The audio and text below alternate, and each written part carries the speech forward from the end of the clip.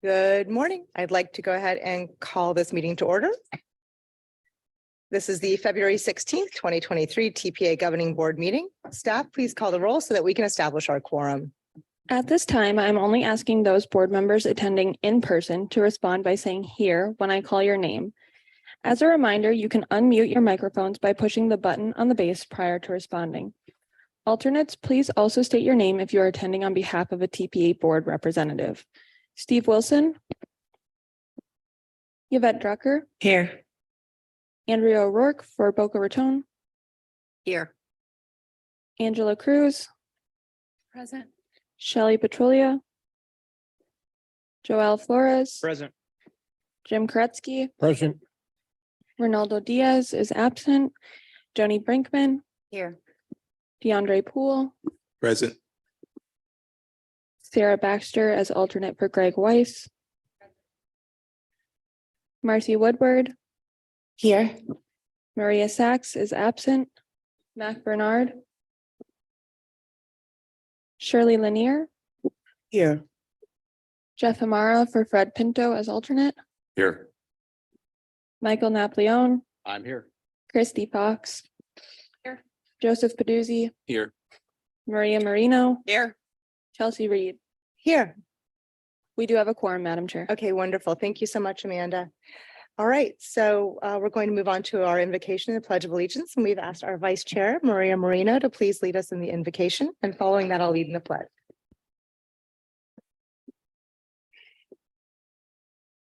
God, our Father, walk through our house and take away all the worries and illnesses. And please watch over and heal this family. In Jesus' name, amen. I pledge allegiance to the flag of the United States of America, and to the republic for which it stands, one nation, under God, indivisible, with liberty and justice for all.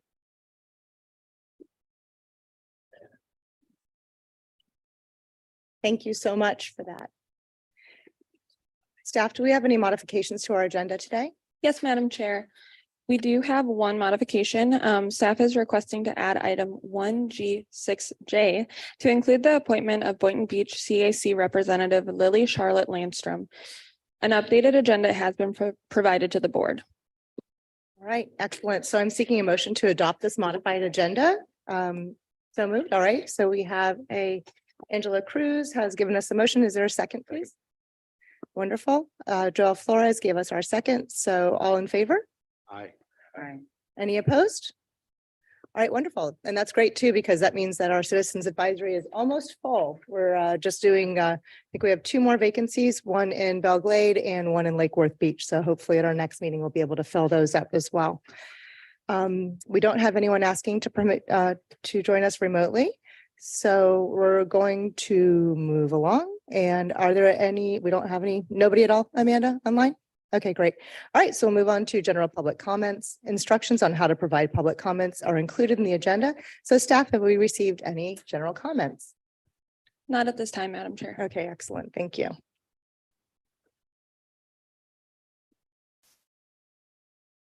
All right, so this is the opportunity for the chair and members to have some comments. And so what I did early this morning is I know we have a lot of new members. So after I speak, you guys will have the opportunity to introduce yourselves. And so I'm giving you fair warning, prepare for a 30-second to 2-minute update about who you are. But I wanted to take a second to tell you guys a little bit more about what the TPA is and what we really do here a little bit. So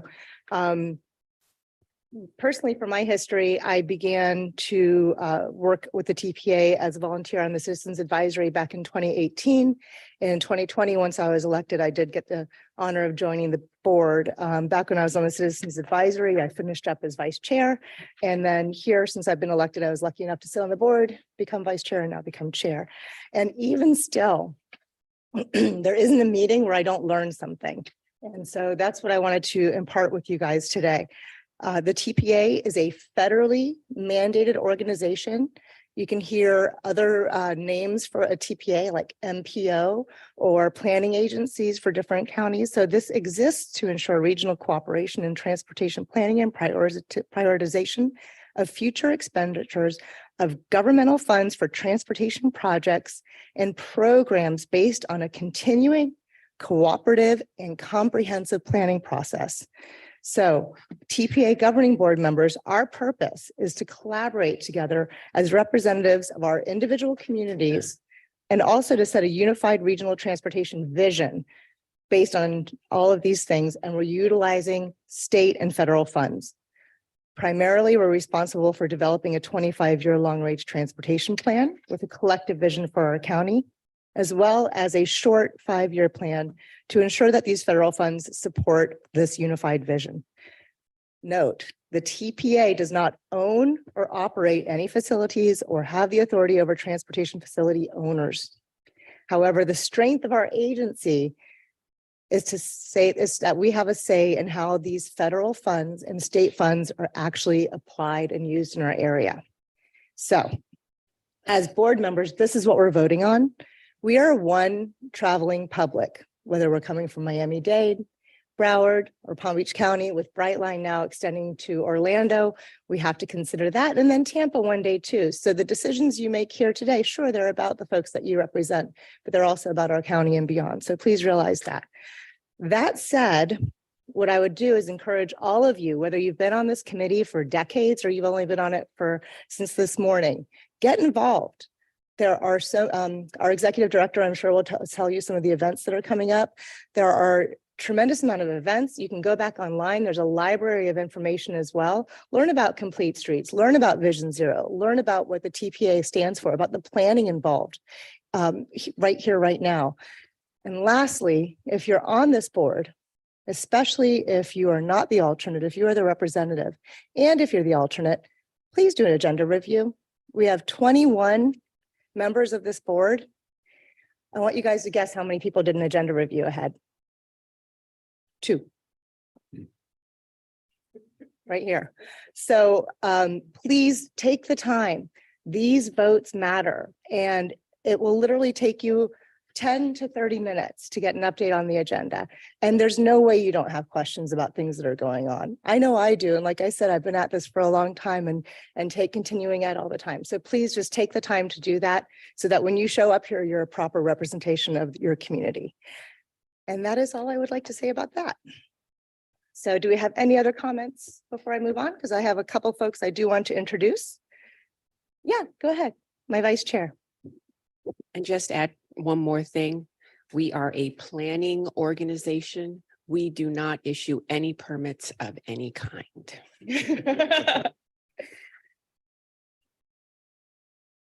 Thank you. So we're going to move on. I'd like to welcome our newest board member, Port of Palm Beach Commissioner DeAndre Poole. Commissioner, would you please introduce yourself, sir? Thank you, Madam Chair, and it's a pleasure to be here with you all this morning. My name is DeAndre Poole, newly elected Port Commissioner for representing Group 5. West Palm Beach is my home. I was born and raised here, and I've served on a couple of committees. Commissioner Baduzzi and I, before he was a commissioner, served together in the Criminal Justice Advisory Committee, and I also served in the Sales Surcharge Tax Advisory Committee.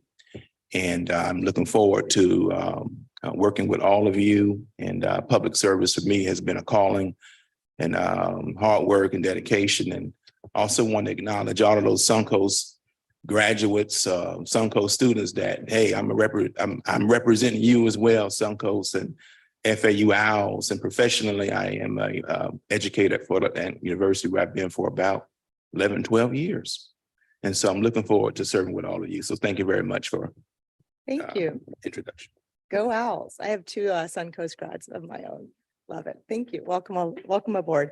And then Sarah, if you could just kindly introduce yourself. I'd like to also introduce our alternate for Palm Beach County Mayor Greg Weiss, Commissioner Sarah Baxter. Hi, everyone. It is an honor to be here and a pleasure to help be a part of the process. I will keep it short and brief and just say, I'm Sarah Baxter and it's great to be here. Well, welcome. Thank you so much. All right. So we don't have any other comments, I guess, for the agenda. We're all set to move on, and we don't have anyone on the line. So we're going to move on to the executive director's report. So Valerie Nielsen, our TPA executive director, is going to update us. Thank you. Well, good morning, everyone. Thank you for being here today and welcome to our new members on the board.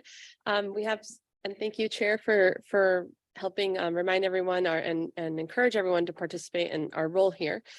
I have a few updates, some exciting news. I want to congratulate the City of Westlake for adopting a Vision Zero resolution and making that commitment to safety last month. We're now up to 12 local municipalities who have made that commitment. So it's very exciting and it helps all of us move forward together. Also, earlier this month, we went to the 10th annual Safe Street Summit in Broward. It was very exciting because we had several nominations, including some of our board members here, Councilmember Drucker, Councilman Napoleon, Commissioner Fox, as they were nominated for Complete Streets Community Champions. But I also want to congratulate the winners, which were the Village of Wellington for receiving the Complete Streets Community Award. And then also the Complete Streets Champion Award went to Natalie Crowley, who's the planning director of the City of Palm Beach Gardens. So very exciting and congratulations to all of you. Thank you for your efforts to advance safety and complete streets. Also, along those lines and along the lines of Vision Zero, this past fiscal year, the U.S. Department of Transportation announced grant funding opportunities for Safe Streets for All, which include funding to do Vision Zero action plans in your local communities. And I want to congratulate the applicants, our local municipalities who applied and were awarded this Palm Beach County, City of Boca Raton, City of Green Acres, Village of Wellington, and the City of West Palm Beach. Combined, they received over $1.5 million to do local Vision Zero action plans. So very exciting. Also, we supported them in those applications, but there will be another round of this and it'll be launching in April. So please keep an eye out. I'll mention it later, but we're also going to be doing a workshop in April to help municipalities along with their Vision Zero action plan. So encourage you all to go after this funding that's available for safety. And I know there's a lot of grants that are being announced from the U.S. Department of Transportation, from the federal government for transportation. So they have launched a grant navigator tool, and it's a tool that helps you find grants and also helps you apply, shows you how to apply for these grants. So encourage you to check that out. Also, the TPA, our annual funding programs, we do a call for projects to add to our priority list for FDOT. That's open right now and it'll be closing on the 17th. So this week, we've been working with staff from local municipalities on pre-application meetings, but just a final reminder for that. And for those of you trying to look for something smaller, a smaller impact, maybe a tactical urbanism project, the AARP does have a community challenge grants program currently out. These are small, maybe $2,000, $5,000 grants to do something in your local community to improve quality of life. Those applications are being accepted through March 15th. Mayor Reed mentioned that we have lots of opportunities for learning, that we are holding a board member training next week on Friday here in this room from 9 to 11 a.m. This will fulfill the requirement to serve as a board official on our executive committee. So please join us if you're able to. I have the link here to RSVP. Also, we've done a couple mobile tours to date, including the last one was at the new Brightline Boca Raton station. Thank you for our board members that joined us for that. It was very exciting to have a new station in our county. But we will be doing another mobile tour coming up on April 7th, where we'll be riding and visiting Palm Tran as well as Tri-Rail and hearing from our executive directors at Palm Tran and Tri-Rail. So please join us for that. The link here to RSVP. We're really excited for that one coming up. And the final one that we'll be having later this fiscal year is visiting the airport. So we have 2 more coming up. We hope you'll join us. Next month, and we'll be hearing about this a little bit later, but next month is Florida Bicycle Month. This is something that we encourage everyone to participate, all of our local municipalities in the county every year, to encourage safe bicycling and educate our residents on being safe and engaging in active transportation.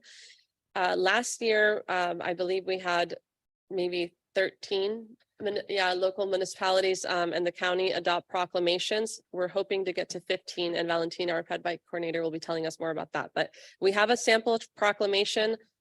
Just wanted to put it on your radar because March is around the corner. So we hope more of you will join us in that. And then we have 2 workshops coming up, one on complete streets on March 24th. And then also, as I mentioned, the Vision Zero workshop on April 28th. And lastly, we are updating our public participation plan. The draft is available for public review and comment through March 16th. We'll be bringing it to you for adoption at our next board meeting. Please encourage public comments and also participate. If you have any suggestions, let us know. And that's all. Thank you. Excellent. Thank you so much. All right, you guys, you got the dates. Board member training, mobile tours, proclamations, Vision Zero, Complete Streets, and the PPP. So please encourage your residents to take part in the public participation plan and fill it out yourselves as well. All right, thank you so much. So do we, no questions after that for Valerie? All right, so we're going to move on. And does anyone want to remove anything from the consent agenda? All right, second. All right, all in favor? Aye. Any opposed? All right, so we'll move on to our action items. We're going to. Okay. I'm going to invite Andrew Euler, our TPA Deputy Director of Programs, to present this item, which is a resolution approving the amendment number 3 to the TPA's fiscal year 2023 to 2027 Transportation Improvement Program, or TIP. Madam Chair, if I Yes. may, I just wanted to note for the record that Shelley Petrolia has joined us in person In a person, little bit okay. ago. Wonderful. Hello, Shelley. Welcome. All right, thank you so much. Hi, Andrew. Hello, good morning, everyone. So today is the third amendment to the Transportation Improvement Program for fiscal year 23 through 27. This is our 5-year programming of federal and state dollars toward transportation in our county. This one is going to be 3 projects. 2 of them are new products to the work program and our TIP in the current fiscal year. And then there's one adjustment to a current project. And so when is the TIP amendment needed? It's really for larger changes to projects. So adding projects, deleting projects, major changes in the scope or the costs. And as a reminder, it really only impacts the products that you see on this amendment. It's the 3 projects. No other products in the TIP are included in this amendment. The first one is a product on our local initiatives list. This is one that's already existing in our Transportation Improvement Program. This is a product down in Delray Beach. It is the Lindell Boulevard. And this project includes sidewalks and bike lanes along Lindell Boulevard. This is really sort of a housekeeping item when it comes to this amendment. The information, the cost estimate was already correct in the TIP. It's really just the location was incorrect in that, and then the actual length of it was incorrect. And so the full location is Lindell Boulevard and Southwest 10th Ave from west of South Dixie to Linton Boulevard. The original TIP only had the Lindell Boulevard piece and wasn't included in that Southwest 10th Ave portion. And then also with that is the change in length from 0.58 miles to 1.3 miles. Also included in this amendment is right now there's about $2.5 million in reimbursable money. The TPA's priority money towards this project. The reimbursable amount has increased by another $2.4 million. So there's additional federal funds to put towards this project that will cover some of that cost that was going out of pocket from the locals. Next are just 2 additions to the Transportation Improvement Program for the current fiscal year of 2023.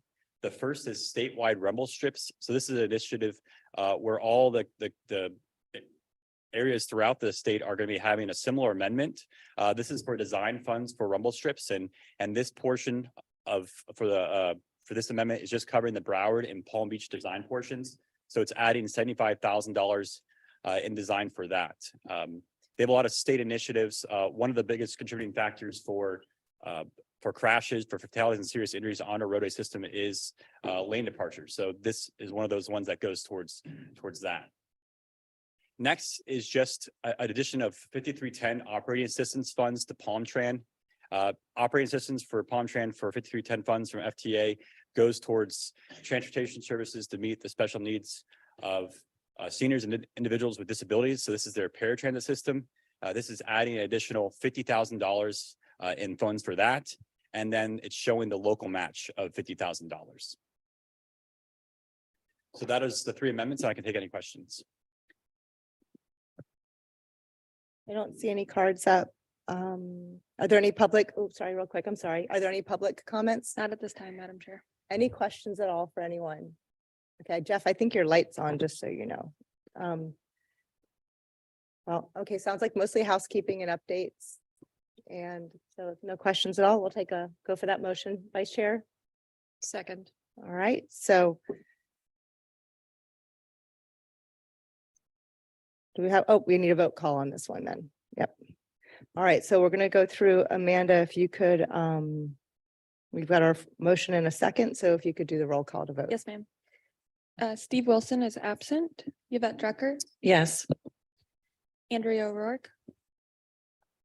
Yeah. Thank you. Angela Cruz, Yes. Shelley Petrolia, Yes. Joel Flores, Yes. Jim Koretsky, Yes. Ronaldo Diaz is absent. Joni Brinkman, Yes. DeAndre Poole. Yes. Thank you. Sarah Baxter, Yes. Marcy Woodward, Yes. Maria Sachs, and Mac Bernard are absent. Shirley Lanier.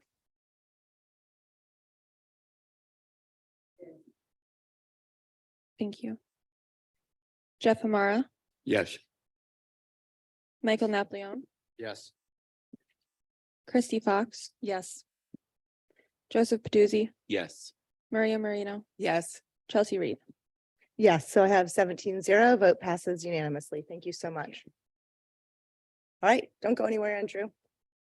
We're moving on to our resolution adopting new targets for federally required performance measures. Thank you again. So this one's going to be a little bit longer of a presentation. It does have a lot of data in it. I try to keep it pretty short and simple, but there's tremendous amount of data out there for this, and we have a website on our page, palmbeachtpa.org/PM. And so you can see all of our performance measures on there, and it goes into more detail for all of these. And also included in your backup, you'll see a scorecard that was for informational purposes. And that's really going to show you all the performance measures, not just the federal ones we're talking about today. So we're required to set performance measures that the federal government has come up with, and this is throughout the nation. And then the states are required to set targets for those performance measures. And then as a metropolitan planning organization, we're required to either adopt the state targets or set our own for these measures. We first adopted all of our performance measures, both federal ones and the local ones we have, in our 2045 long range transportation plan. That was in 2019. We just kicked off our 2050 long range transportation plan. So we'll be revisiting these measures overall in that update. But they're under preserve, safe, efficient, connected, and multimodal. The federal performance measures, for the most part, are for the national highway system. So I'll be going through ones that are related to bridges and pavement, and also our roadway performance for travel time. Those are all related to the national highway system. And then we have safety ones, which is our entire county. And then there's also some Palm Tran measures. So which ones are we required to measure for federal performance? There's the roadway safety targets that we're required to do, and that's a 1-year target. So we come to you all annually by February. It's due by the end of February every year for those targets. And then we're required to set 2- and 4-year targets for bridge condition, pavement condition, system performance, which once again is travel time. And then we have targets for safety as well, for transit, and then transit asset management. And Palm Tran is actually going to be presenting on that later today, their transit asset management. So for safety measures, we're required to set targets for the number of fatalities, the rate of those fatalities, serious injuries, their rate, and then the combined of non-motorized fatalities and serious injuries. So those are pedestrian and bicycles involving a vehicle. Just a little background on previous targets. The US DOT has set a long-range vision of target 0 for the nation. DOT has set a statewide target of 0 since 2018. And then we at the TPA, you all have adopted a target of Vision 0 and targets yearly going back to 2018. And then lastly, I wanted to mention we do have a Vision 0 action plan at the TPA. And our most recent update of that was 2021. So we're working towards all the actions that we've identified in there is what we can do as the TPA to further towards Vision 0. And then there's plenty of federal and state initiatives towards this as well. The state has Target Zero, so they have a document as well that is pushing them towards it. And they also have the strategic highway safety plan. So for safety performance, this is a slide that's showing the performance measures for fatalities and serious injuries and their rates. And then it's providing the 5-year average annual. And then we also are providing just the unofficial data for 2022. That data has not been finalized yet, but we pulled this early this week just to give you an updated number on that. And then you can sort of see the long-term trend with the arrows and then what we're proposing for our 2023 targets. You will see that on average, we are increasing in fatalities annually. So it is getting worse out there for our citizens and our visitors to Palm Beach County when it comes to fatalities. Our fatality rate continues to climb as well. There is good news when it comes to serious injuries. Those are declining both in the total amount of those and then also the rate of those. And then pedestrian bicycle fatalities and serious injuries involving a motor vehicle continues to climb as well, although at a slower pace overall, but it's still continuing to climb. Some of the reasons for these, just high level nationwide, we do see, obviously we have an increase in population for Palm Beach County. The sort of other issues with that is when it came to COVID and sort of having higher speed, less congested roadways out there and people who may be prone to have reckless driving could be another cause of increases in fatalities as well. And then also something for serious injuries, when you're seeing it, it does go down in a trend for that. So good news is on the vehicle side is there's better occupant protection in these vehicles. They are making them larger, but they are a safer vehicle to travel in. But there is a trade-off to that when it comes to a bicycle and pedestrian and those who are not in a vehicle. So when you have larger vehicles, there may be a connection to that with more likely to be a very severe injury if you're hit as a pedestrian.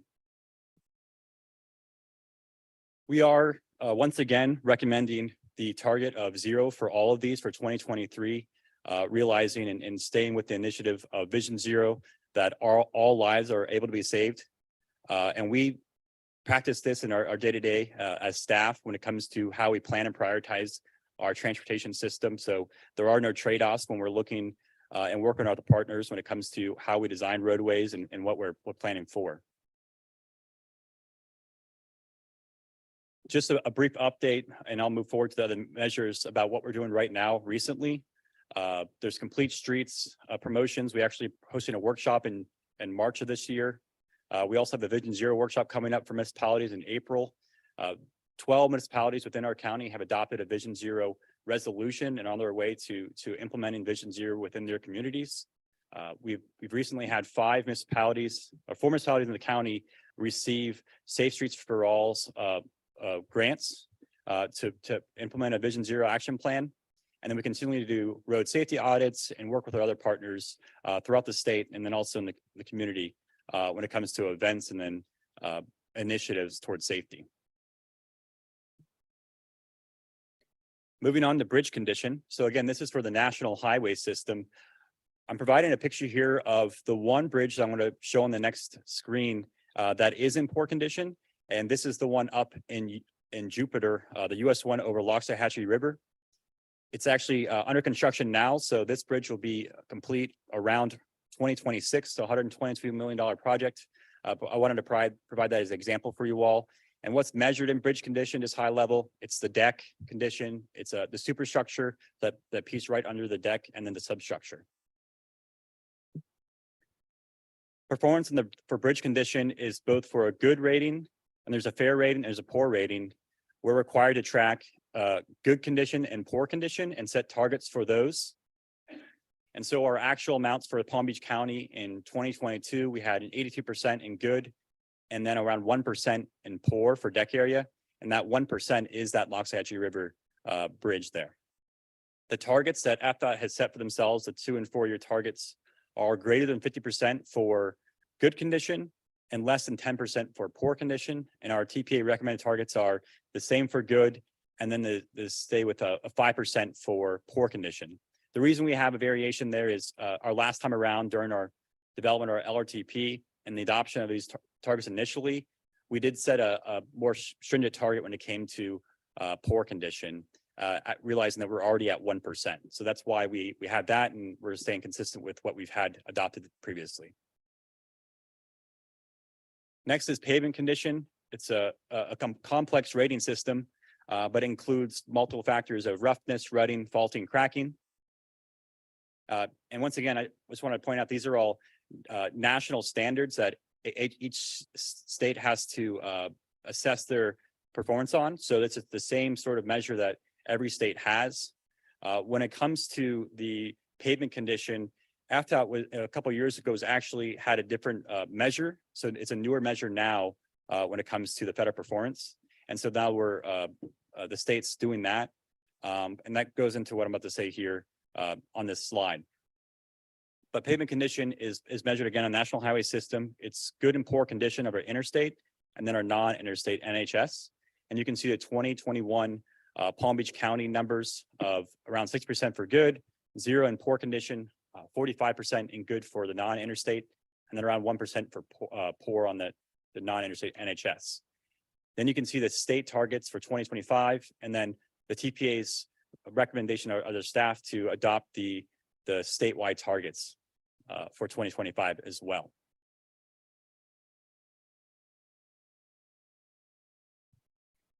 And the last measure we have for you is system performance. So this gets at travel time reliability.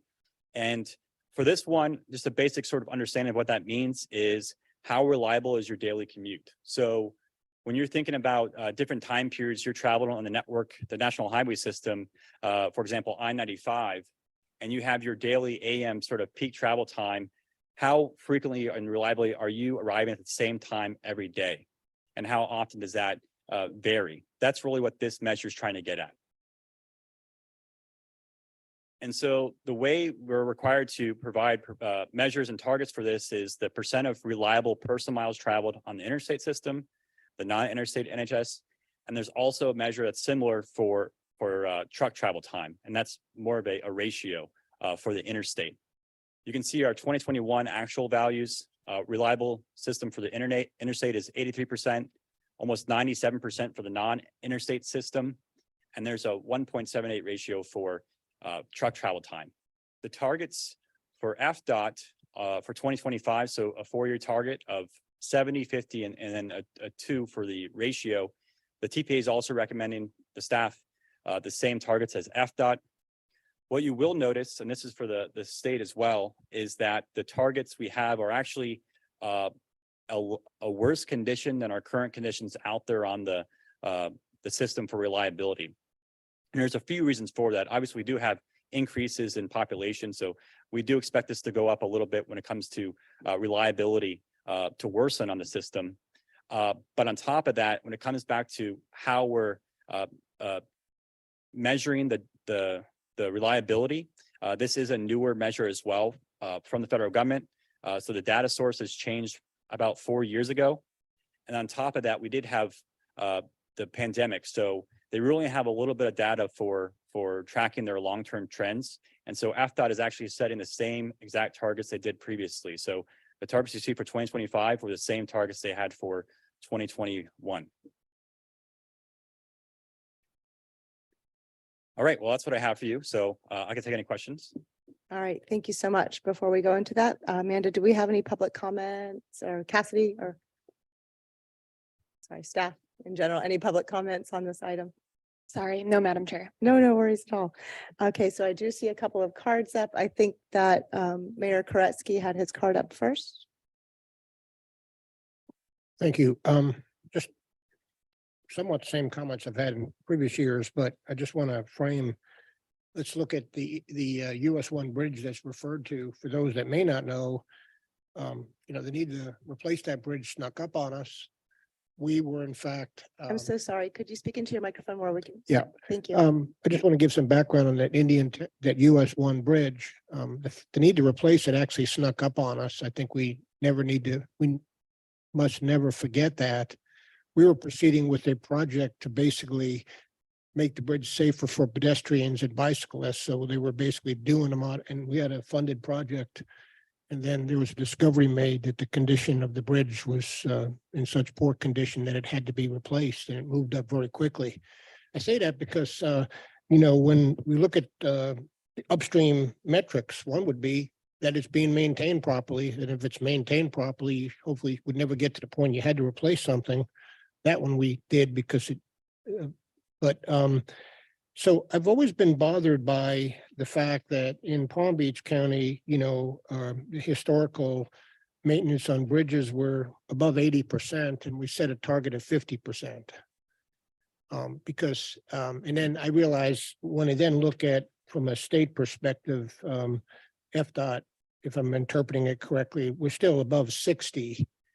But, I think in terms of, the federal highway, we all know that we've heard Northeast, there's certain parts of the country that have, atrociously maintained infrastructure. But if we set a goal so lower than we're at, you're basically condoning that they don't have to spend money on maintaining it. So that's never, ever, ever felt good to me as a practice. So I brought that up in years past, and I would just submit that we ought to at least raise it.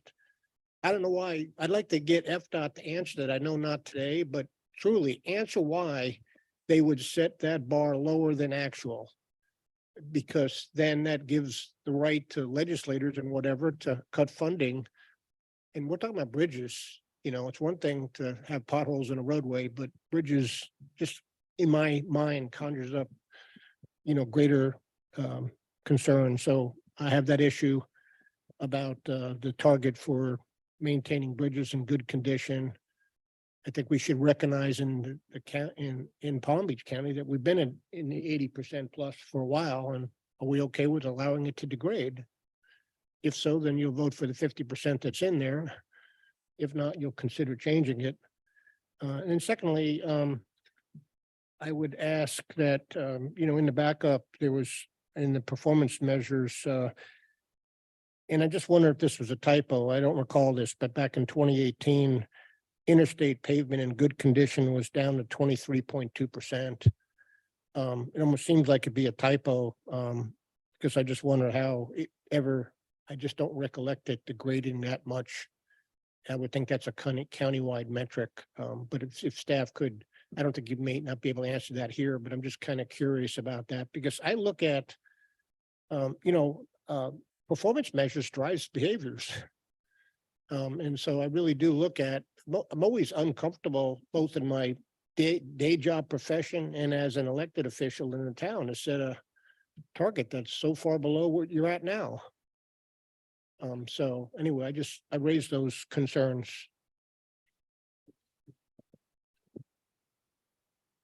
We could get you responses directly from FDOT on those. When I spoke with central office when it came to both pavement and bridges, there's sort of that balance there with the amount of funding they have available, and sort of going to what you're talking about, maybe some of these other the bridges in the system overall for the state. They have other ones in need of repair, so they're balancing a lot of that funds that's needs based. And so a lot of that funding is going to be going to other counties when it comes to that, when it comes to the national highway system and trying to maintain a certain level of bridges throughout the state. So that's why you won't see sort of the FDOT invest extremely heavily all towards just bridges in Palm Beach County to try to keep it all the way up to in the 80s.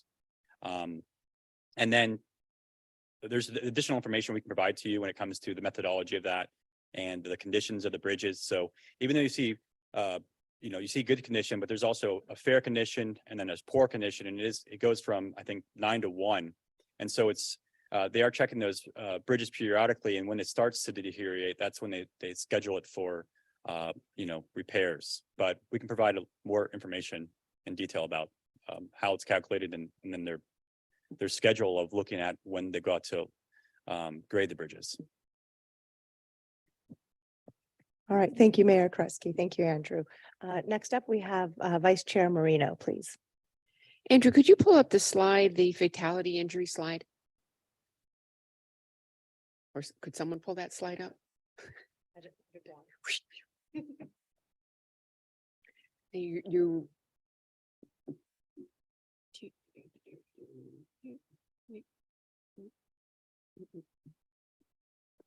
Sorry.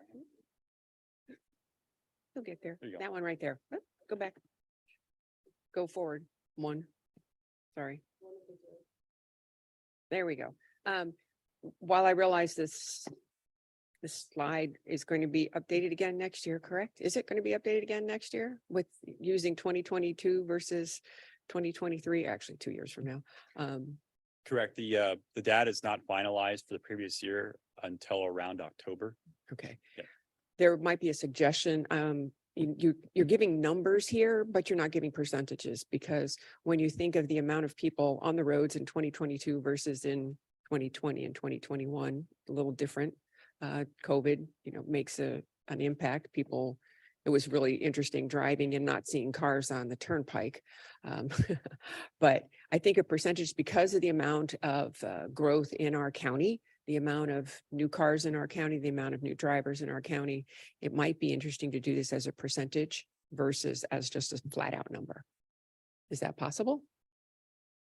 Versus, well, so the rate would get to that a little bit when it comes to the vehicle miles traveled, but are you saying towards population? Correct. Because I mean, it could be 221 fatalities in 1.4 million people versus 1.5 million people. So the actual percentage is lower. I mean, it Sure. might not. Yep. I'm a percent kind of person, so. We can provide those, especially when it comes to our performance measures, online dashboard, and then provide that sort of supplemental information for the measures as well. These are the required standards when it comes to these, but we can provide that as more of that story about how it is trending. Thank you very much. All right, great questions. Commissioner Lanier, you have your card up. Yeah, hi, I just wanted to ask a question about the dissension for the two other boards and kind of give a little bit more information about why the dissension. I think the other gentleman did talk about the limited standards, but kind of expand on why the dissension for these two boards. Yes. The first ascension was during the technical advisory committee meeting, and that was due to not having enough information when it came to setting the targets and the issue of setting targets that are lower than the current standards. So that was the initial one for that one. And then the other dissensions were, I believe, during the it's in the backup. Is it VSAC or Yeah, CAC? CAC. So the Technical Advisory Committee, 24 in favor, 1 against, due to, wanting to better understand why certain targets would be less. And then the CAC was 11 in favor against 2 in dissension, due to not feeling comfortable with a target of 0 deaths. So, and that's something we continue to try to educate and say, this is our goal is that no one dies. We don't have, as Mayor Reed and Chair Reed mentioned, we don't have authority of our roadways. We don't construct. We're not an operating agency, but within our power, in our planning processes, we want to prioritize safety and with that goal in mind. So there is no repercussion for not meeting that target, but we continue to just say 0 is our goal. So the 2 that voted against said, well, that's not a realistic goal, but it's always kind of this conversation of, do we want to say a number of people is our goal to die? And so we, that's kind of that discussion that always comes up. So those were the reasons why we had those couple of votes against. And then VSAC, our Visions Advisory Committee, voted in support unanimously. They offer a number? No, it's kind of hard, some people say, maybe we say we want a percent decrease, but it's tricky when you come with percentages, because it's like, well, if 200 people died last year, they're very kind of, it gets tricky with statistics too. A lot of these things are not in our control. So we continue to say our target and our power is that no one will die. And so we'll continue to prioritize safety and work with our partners. And in terms of the performance measures and coming from the federal government and then on their system and then the state with their targets. We recommend being in line with the state because those are basically who we report to, and that's the system that we're planning for. Some of these targets, as I think that's a great suggestion to kind of show potentially like the population growth and the lines, how they compare. But some of these targets, if we were to say we want to change the target and have a different target from the state, that means we'd have to change how we're prioritizing our funding. So potentially if we were to say, you know, maybe the national or statewide average might be much less than our bridge conditions. But if we were to say, well, we want to raise that, then that means that we have to change how we're prioritizing our funding potentially away from safety projects and say, if you have such an aggressive goal for bridges, now you have to divert your funding towards that. So we recommend being in line with the basically the system owners that we plan for. All right. And so we have one more card. We have Mayor Petrolia. And folks, Oh, thank you. Thank you. Here it is. Okay, just real briefly, doing percentages, I understand the interest in trying to see how we're improving. However, I think the target is the number of people that are having that are involved in a fatality, not what we've done in the previous years. And I think that it's really important to keep that very upfront and close and center, because that's what our target is. It's not how, in the percentage basis, it's about the number of people. Our ideal is to get to 0 for that. And if we're seeing it increase, we obviously need to do more to change that, regardless as to how many people are on the road. We just have to get better about making them safer. That's just my input on that. Because I think I don't want to get off of that, because that's the whole goal here, is to try to make this super safe for people to be able to get around and not become a fatality. Excellent point. Yes. Everyone come to the Vision Zero Network meeting that the TPA is going to be holding on April 28th. And a lot of your questions about Vision Zero and understanding choosing the number 0 as the correct number of fatalities will be discussed. And so don't want to keep Commissioner Fox. I apologize. Go ahead. Thank you so much. I wonder if you can go back to the very last slide about the reliability, where the numbers were looking pretty good, 96%, I think it said, for local travel. Okay, and 83% for interstate travel. I'm wondering if, I think what you mentioned was that maybe before, this is prior to COVID, that the numbers might have been different. I assume you mean because some people are working from home now. I'm wondering if you just happen to remember any of those numbers. I would also like to be able to think that our targets look pretty low. Why couldn't we try to, achieve 96% of reliability every year? I understand that that's nearly impossible, but if we're setting a goal so low that all we have to meet is 50% reliability for travel, I'm just curious if you happen to remember what the numbers look like before COVID, just so that we could have some prior history. I wasn't here last year when we talked about this, so just curious how much things have changed, if you know. Sure. I have them in front of me here, so I'll spit them out. I don't have it available to our staff to put on the screen for you. But the data going back to the after the change in the source of data, so this is going back to 2017, when we talk about the interstate system for reliable. So right now it's at 83%. So starting at 2017 going forward, we're at 84%, 85.4%, 78%, 93% last year, that's during COVID, and then 83%. And then for the other system, the non-interstate system, we were at 89, 93, 94, 98, and then 96.8. So you are correct that our reliability is higher than our target on here. The statewide, for comparison, is the current ones are 87.5 compared to the 83 there, and then 92.9 compared to the 96.8 there. Thank you. So it sounds like we've always been above our target. So, I mean, is there any reason we couldn't be changing it to try to be? I mean, if we're already doing that, why would we keep saying we're going to be at 50% when we're at 96 now? And it sounds like for several years we have been. I mean, is there any reason that we couldn't keep trying to just be overachievers?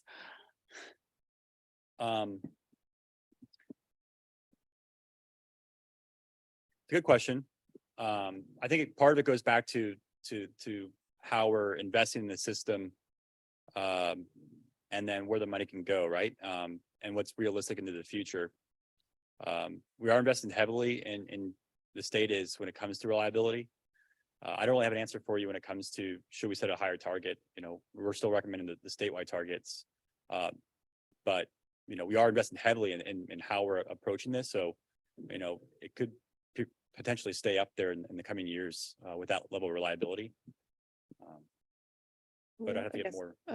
Valerie would like to say something. Sure. I guess we don't control the state system, so we're adopting their targets, and it's obviously a statewide target. We may be better than the rest of the state in other areas, but we can say that we would like a different target, but ultimately, because it's the state that controls their facilities, it's kind of, we go along with their target.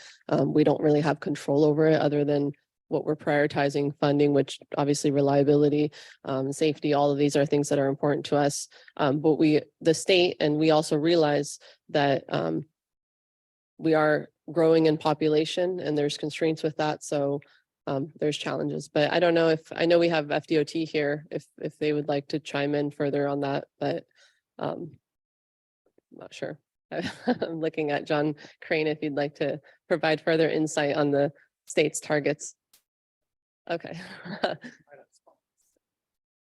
Hi, good morning, John Crane. I'm a District 4 Planning and Environmental Administrator.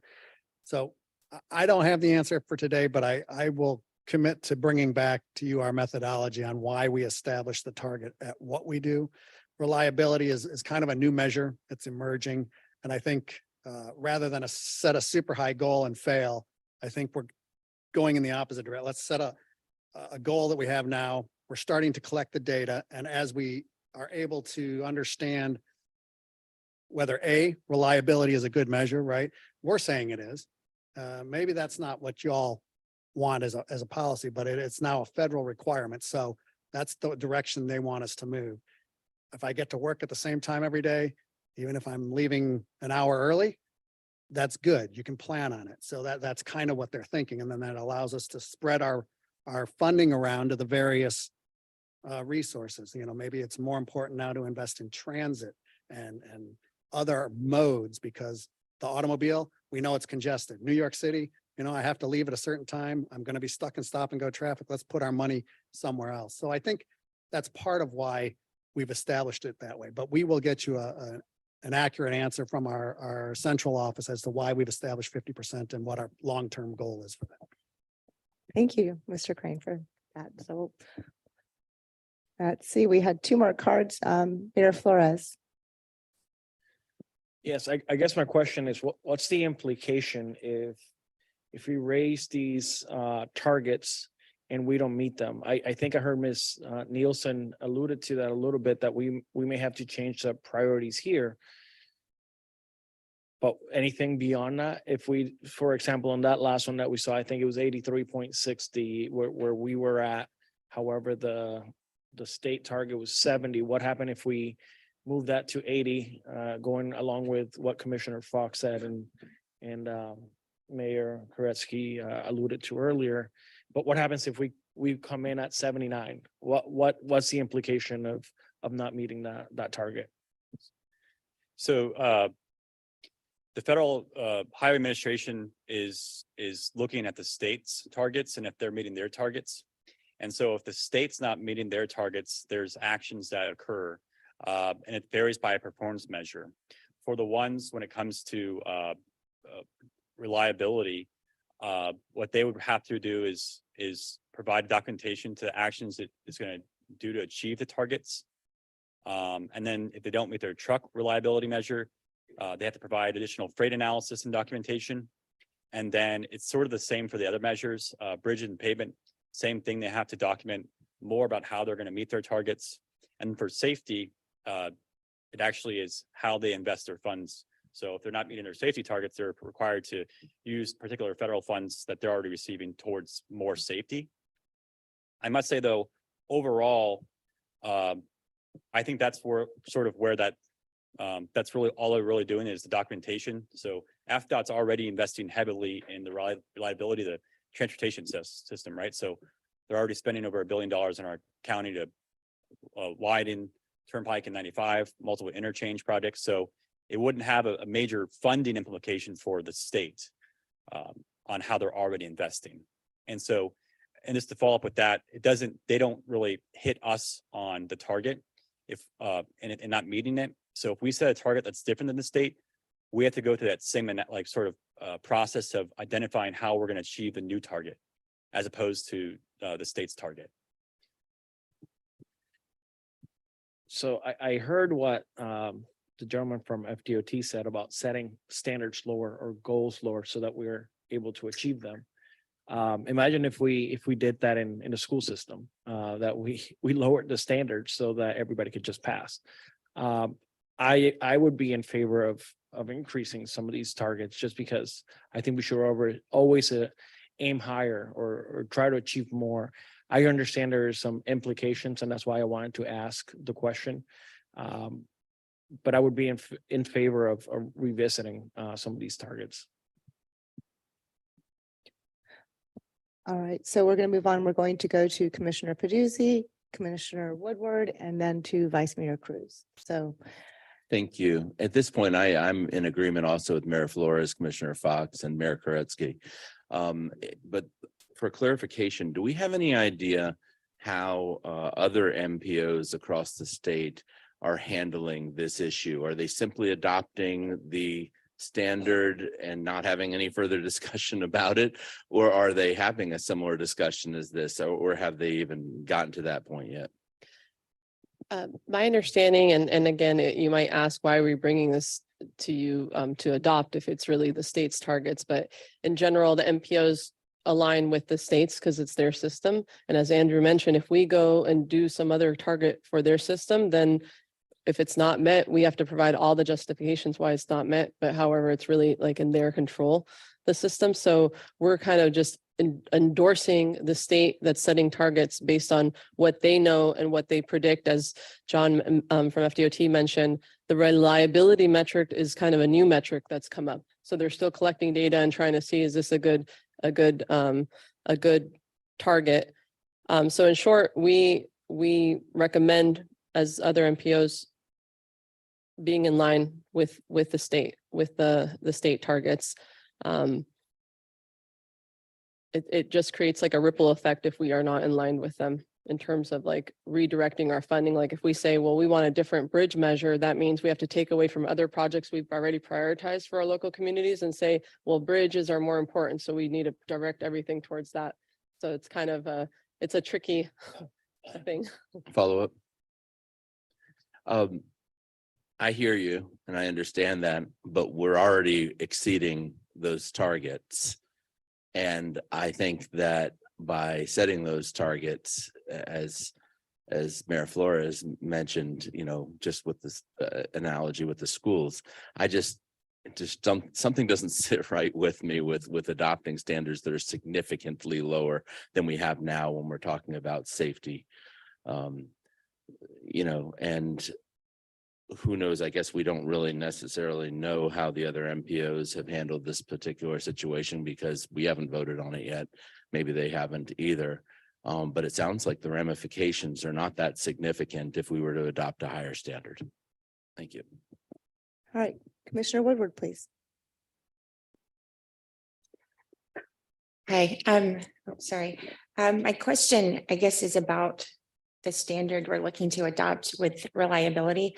What the gentleman from FDOT brought up. We're looking at reliability versus commute time and how much of that are commuters actually adjusting to longer commutes versus we actually have a reliable transportation. Because when I see the number, I drive from South County. I live in Boca and hitting 95 every day is, I know I need to plan for 45 to 50 minutes to get to West Palm Beach. And I know 10 years ago, that was easily a 30-minute drive. So I've adjusted. Bless you. But I've adjusted my commute and I'm sure most of our citizens have probably adjusted as well. So I guess I'm just questioning reliability versus commute time being the measure that we're going to use for something like this. So. Noted. Vice Mayor Cruz. Thank you. Mayor Koretsky, you made really great points. I completely and wholeheartedly agree with you in regard to making sure that safety is number one, especially with bridges. I can understand that. Can you all hear me? I can understand that, you know, different municipalities or different areas of the county might have different goals and expectations. But I do believe that safety, especially in such a large bridge, should be imperative to us. We should never be decreasing our goals in regard to safety because we want to save lives and we've agreed that that's a goal for everyone.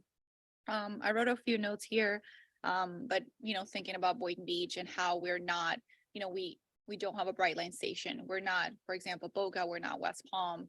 You know, where do we fit in that category? For example, in prioritizing non-highway reliability, I think that, you know, for certain cities, highway reliability for everyone, it's important, of course. But when we think of like cities that are not yet there with the density, for example, and as we know that we're growing, it's important to also think about the reliability of non-interstate highways so that people can commute safely within the smaller roads. I just wanted to put that out there. I don't know if anybody else thinks about that as well or agrees with that, but also great points made earlier by Commissioner Fox and Vice Chair as well. Thank you. All right, so Councilmember Hamara. Yes, thank you, Madam Chair. So following up on what Commissioner Woodward was just saying, because I didn't hear any response to that, is aren't we measuring commute times? I mean, just at thought the we'd end- bring back after we got all the questions. If there was Oh, more, yeah, I'm I'll bring sorry. them back Okay, up well, again. Yeah, Yeah, that's I would never particularly- forget someone's question. That's Absolutely. that's particularly significant one. I mean, it is really important to be able to predict it, no doubt about it, right? So you can schedule more time on the road. Okay, that's not a good thing. So eventually hopefully we'll have measures that will show us how well these improvements are working and maybe help us focus on areas that are different from highway solutions or highway solutions we've been using in the past. Just want to reinforce that. Thank you. Any other questions? Vice Mayor Cruz, you're all set? All right, that's quite all right. So let's follow up on that last question then. Sure. I'm not sure if I'll be able to answer your question directly, but I'll try to provide some more insight about this measure, particularly when it comes to reliability. The reason why the federal government, and John Crane might have mentioned this already a little bit, but they went with the measure of reliability because it sort of has different ways of being tackled when it comes to congestion, right? So widening roadways is a way of increasing reliability. But there's also other methods that we're doing here in the county when it comes to traffic signals, emergency responses, and cleanups on the roadways. And so this sort of gets to a measure of that. When it comes to your commute time, though, that's sort of like a traditional way of measuring congestion, and it's sort of the trend has gotten away from that to go more towards these reliability measures, because what we are seeing is that travel times are going to increase, and we're trying to tackle that in a different way now, right? So widening roadways, which is that traditional way of increasing travel time, isn't always working in the long term, right? So it's a pervasive issue that continues to induce demand on the roadway system. So this measure is trying to find another way of going after that, but I do hear you that travel time is another measure that we can look into also providing the measure for and setting targets for. And this lastly on that one, we can continue the discussion as we do our 2050 long range transportation plan update, where we're going to be reassessing these measures and coming back to the committees and to you all about maybe some more of these sort of measures to put in there. I Not guess sure if I'll- it answers your question. all the way. I'll chime in on that. Obviously, this is we're responding to the federal government, the federal highway system and the state targets. As Andrew mentioned, reliability, you might say, okay, it's 30 miles away, traveling at 60 miles an hour. It should take this much. How reliable is that? Today, I might drive to Miami and it took an hour and 15, and then tomorrow it took 3 hours, and it's like completely, that's bad reliability. And that's what we want to try to at least have targets for reliability. In terms of commute times, there might be like the average commute time for like someone that lives in Palm Beach County. However, that varies, right? Depending on how far you live, home prices. Now people might be living further north, further west. And so it's a little tricky. There's like more variables involved. And that's why I think why the federal government has relied on reliability. So at least if you live this far away, it always takes 20 minutes, or is that not a reliable, the system's not reliable because there's crashes and congestion all the time, and you never know how long it's going to take. So, but in short, we plan for what our priorities are here in this county. We give those priorities to the FDOT, we report to FDOT, they report to the federal government. We're just a planning agency, so we're trying to tell them what these priorities are, but ultimately they're the roadway owners, the implementers, and who's tracking this stuff. So. And there's a lot that we can do as a county and within municipalities. If every single municipality in the county adopted Vision Zero, adopted complete streets. At the beginning of the meeting, we talked about how many of us have, like I know in Palm Beach Gardens, we've been working on it for about a year and plan to adopt Vision Zero officially per the multiple checklists that you have to do to accomplish that. If all of us did that, then we would actually be able to embrace getting the metrics we actually want. And I also want you guys, when you look at these metrics, to also understand roadway capacity, right? So we're seeing more cars on the road and we're seeing more people in those cars. So if we just keep accommodating for cars, the metrics are going to get worse and worse. And even the gentleman from FDOT, it was delightful to hear Mr. Crane say, we need to think of other ways of getting people around. We need other transit, and that's coming from FDOT. So just, think about when you're reading these numbers, what they're actually truly saying. They're saying there are more cars on the road. There are more people getting hurt on the road by cars, in cars, and around cars.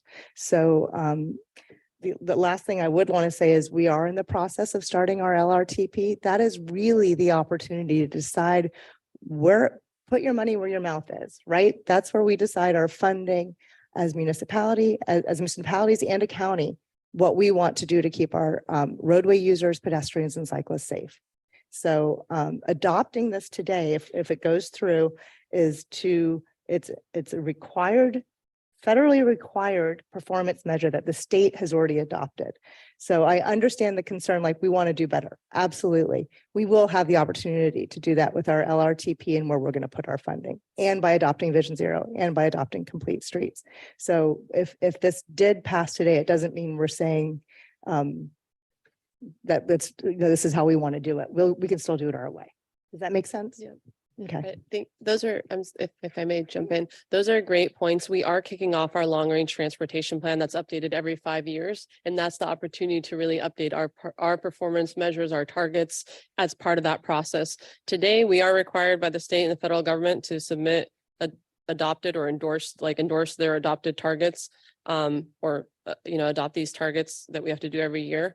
But we will request to receive more information and more clarification in terms of, we understand that some of these targets might be going down. They have their data of why.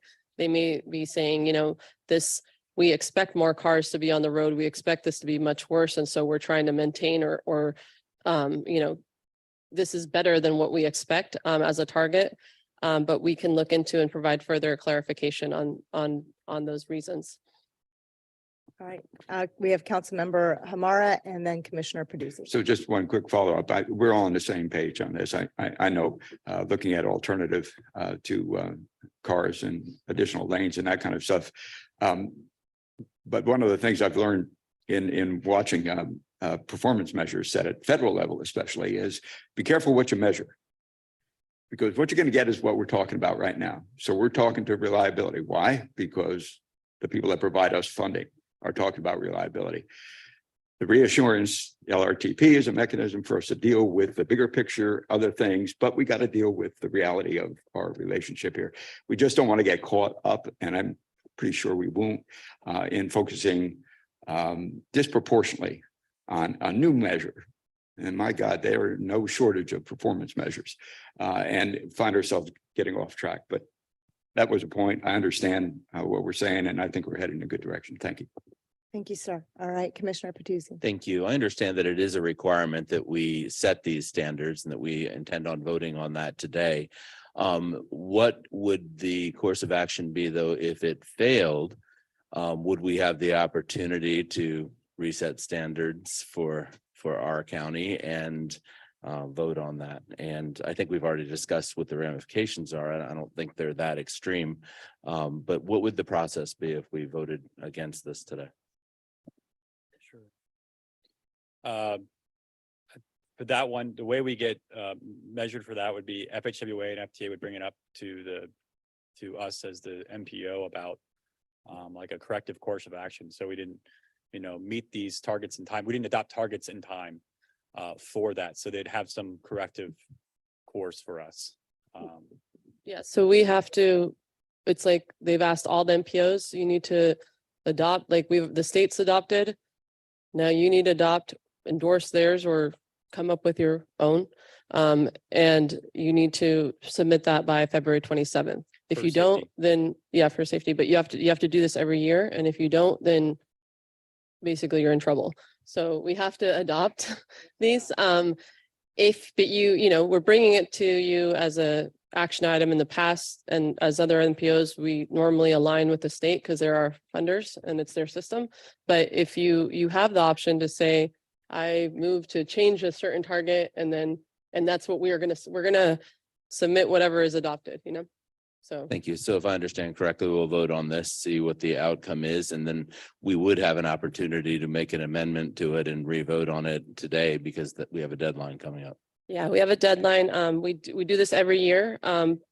We have to submit it, but we'll do it again next year. But also, as Mayor Reed mentioned, our opportunity kind of to like redirect our targets and our vision is our LRTP, our long range transportation plan, which we're getting started on now, and it's going to be a 1.5-year effort. So that will come multiple times to us. So in that case, it's a good opportunity to say, well, we want to change this target, or it's like our chance to kind of set the targets for the stage. Thank you. All right, any further questions? Oh, Vice Mayor Cruz. Just last thing, what's the process like to change the, let's see the name, LRTP, Long Range Transportation Plan? Like, what's that process like? So at the beginning of our meeting, I discussed the fact that our board votes on two primarily important things. One is a 5-year report, and the other is this long-range transportation plan, which a couple of us who've been up here for a while for different things have had the opportunity to vote on. It will be brought up again and again and again. You're going to get sick of reading it. So we have a 1.5 years to make what our vision is for the county set out with metrics and goals and things like this. What's in front of us today is what the state has been federally mandated to do for the state. What we will do within our county with those funds is utilizing the LRTP. Does that make sense? Yes, absolutely. So yeah, just you'll be curious because viewing it a lot. Or is it something that comes in chunks, or do we look at the entirety of the document? So as Mayor Reed mentioned, we actually have as a planning agency, we have 3 documents that we have to do per the feds. We have our Unified Planning Work Program, which is basically our budget and operations as an agency. We have our Transportation Improvement Program, which we adopt every year for the new outer year. And that's our priorities of where we want the funding to go, and then where it's committed over the next 5 years. So we're always looking at that new outer year. And that's every year. And then every 5 years, which is really exciting right now because we're kicking that off now in the next month or so, we update the long range transportation plan, which is that comprehensive vision that's going to drive our performance measures and our dollars. And so we update that every 5 years, and it's going to be a huge outreach effort. We're going to ask all of you to please share the word. We're going to come to you. We're going to work with your staff. We're going to try to get as much public involvement in that process as possible. It's a huge lift that happens every 5 years, and it's happening starting this year. So that's the long range transportation plan is basically our roadmap. Where do we think we're going? Where are we headed? Where do we want to head? What do we think we're going to have money for over the next 25 years? And what will we not have money for that we want, but how might we get there? So it's the 2050 vision plan. So it's coming up. You'll hear about it a lot over the next year and a half. Generally speaking, Andrew or someone from staff will present it probably a minimum of 4 times to us as a board. You'll have the opportunity to read it. We all have to approve it. There will be public charrettes. There will be public outreach. There'll be internet outreach. There will be, like I said, you're going to read this so many times by the time we're done. And what I would behoove you to do is go back and look at the one that was just recently passed 3.5 to 4 years ago. And it'll give you all of the questions you guys are kind of asking if you're not familiar with it. Andrew, did you want to add to that? A little bit more expansion on that. Right, so we do the major update every 5 years. The first things in the first few months, the first things we'll be seeing is the performance measures. And so you'll see sort of goals and visioning performance measures early on. And then we do a call for projects and we're doing our scenario planning and needs analysis. And then later on in the process, you'll start seeing that full project list of our desires. And then what is cost feasible? What can we actually get constructed out there and paid for? And that's the later part of the process. It's the 2-year process overall. We do amendments to our LRTP as well, but for our 2045 one, those are typically related to funding and cost estimates. So that's typically how we have our amendments to the LRTP in the period leading up to our 2050. Thank you, Andrew. All right, we have a couple more cards up again. So I think let's go ahead and start with Councilmember Drucker. Thank you, Madam Chair. So a few things. I'm all for higher targets in order to promote safety, et cetera, et cetera. However, what I heard from Mr. Crane was that some of the data is very fresh. We're coming off the pandemic.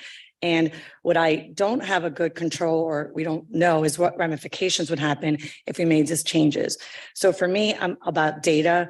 And since we don't control the system and we don't control the federal FDOT or the highways, it's very hard for me to sit here and say, let's not support this without understanding how it's going to impact. I believe as a planning agency, we have better control on the LRTP. So I think that's where we should start looking at as we move forward on this process to make further changes. So we always want to have higher targets. We always want to exceed those targets, but it's hard for me to sit here and say, I'm not going to support this without knowing what the impact is. And if it's impact that you're taking from one area to place in another area, then we need to understand that as a planning agency, because our job is to plan for how those monies are going to be allocated. And that does take place in the LRTP. Correct. So That I we will would be not have- supporting this. We would not necessarily effectuate change with the federal and state government. Correct. With So this. for me, it was just more of a comment because I think that we might be losing sight of this versus the LRTP. Clarity. So Thank you so much. And this is great because I know everyone's going to be reading the LRTP this time. It's going to be a really great document. All right, Mayor Koretsky. Just final on this, with my input, we have before us information inclusive of, I'm just looking at Exhibit A, which is the attachment that we'd be acting upon, the attachment to the resolution. And just on the topic of reliability, and when we talk about the percent of reliable person miles traveled on the non-interstate, I'm looking at that one. Well, this board had set the target at 93% last year. So the action is proposed here is that we're going to consciously lower it to 50%. That bothers me. It's different from the bridge one, which I'm passionate about as well. But it was 50 last year. So I'm certainly not going to vote for a lowering of the target. One thing to have to debate about increasing it, but and not to mention that more encompasses us when I read that, because it's non-interstate, so in any event, I'll just leave it at that, but I'm not going to support it because if all our accountability is just rubber stamp what the DOT says is their standard, then what's the purpose for us? So I think we raise awareness if we come up with something different. And quite frankly, I'm going to approach, I'm still a mayor of a town and I'll do it as a Jupiter representative. I'm going to ask my legislators, hey, change this. We think it's wrong. Do you support these targets? They're the ones, quite frankly, that help provide the funding. So they're the ones that we really be sending the message to. We're teaming with FDOT.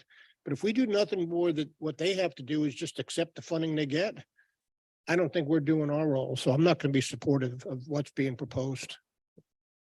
All right, we'll see you up in Tallahassee. Noted. All right, Commissioner Fox. Thank you.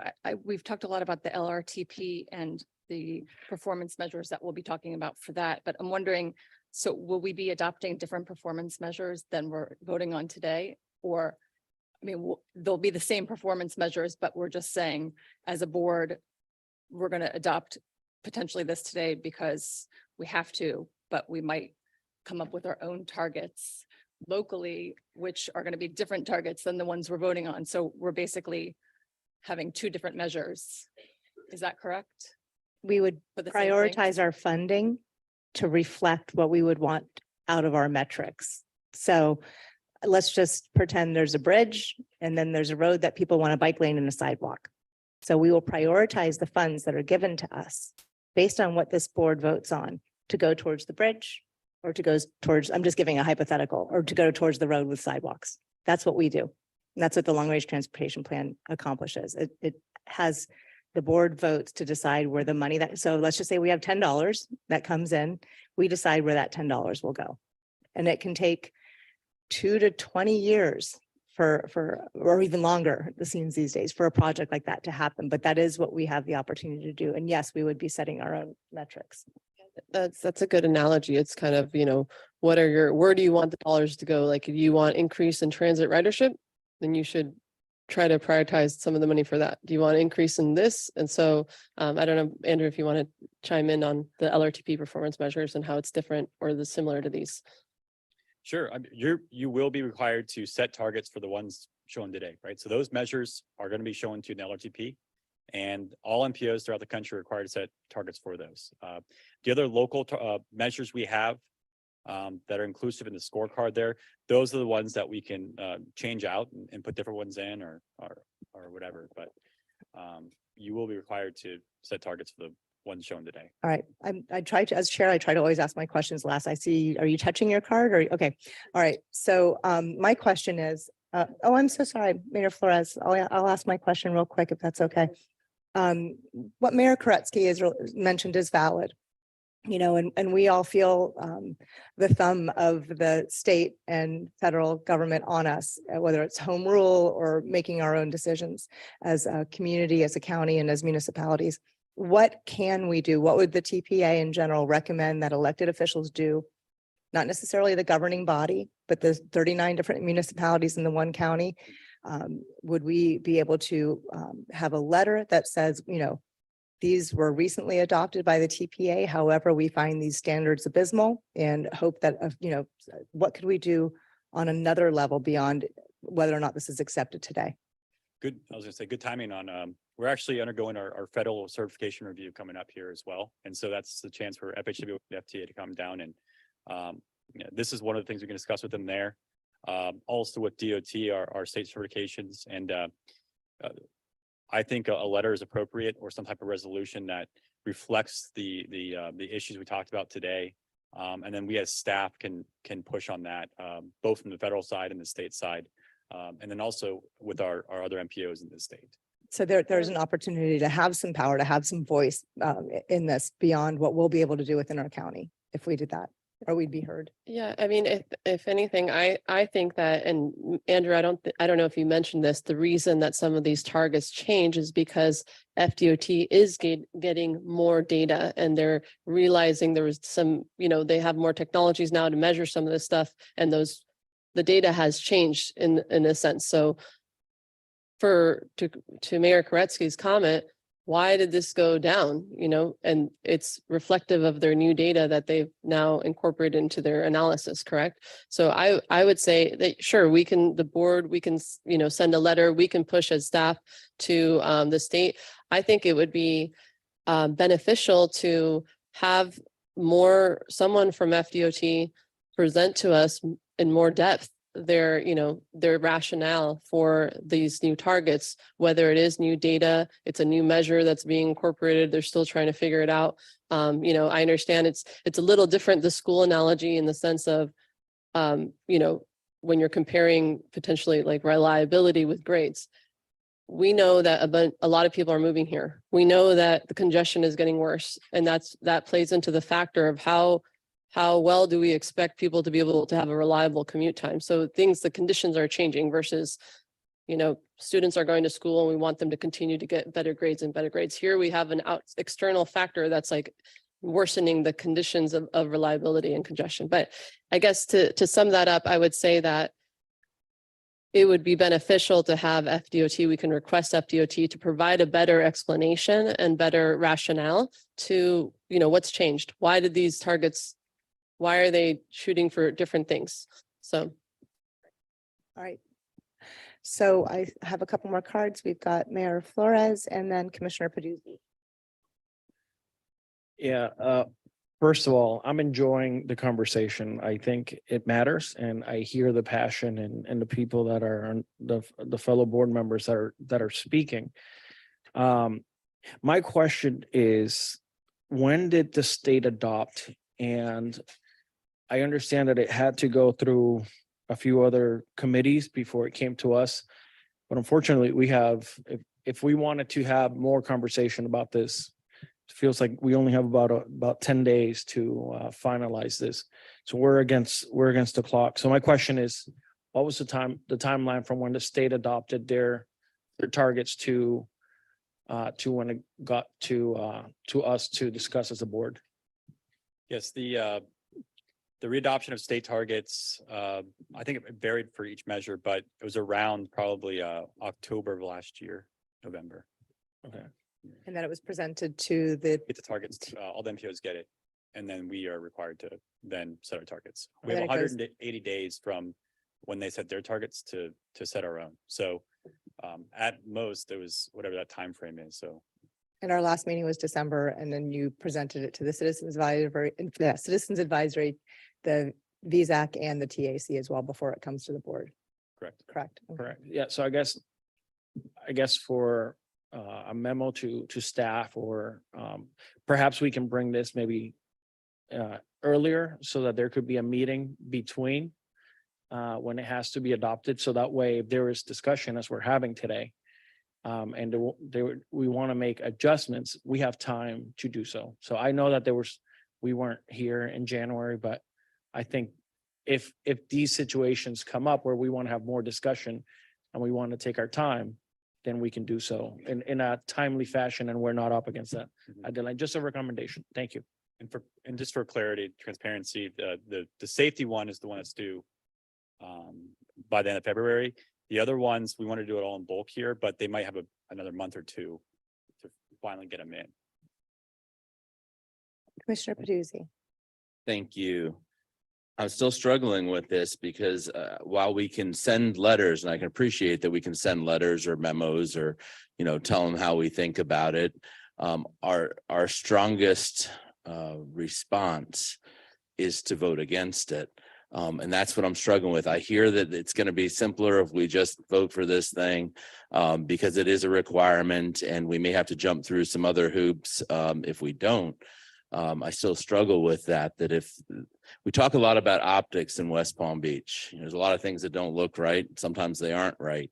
You know, voting for something that we think is not right, just because we think it's the more expedient vote to fall in line with what the state and federal agencies want us to do. I struggle with that, especially when it comes to the safety. And the safety is the one that we have to, I guess, that's more, time sensitive. And just still struggling with that. And it just doesn't look right. So those are my comments. Thank you. All right, now Joni Brinkman, I see your cards up. Can we just pull up the safety ones that we have to supposedly address today? So we can focus on them and potentially put the others off? And for clarification, it's looked up in my email.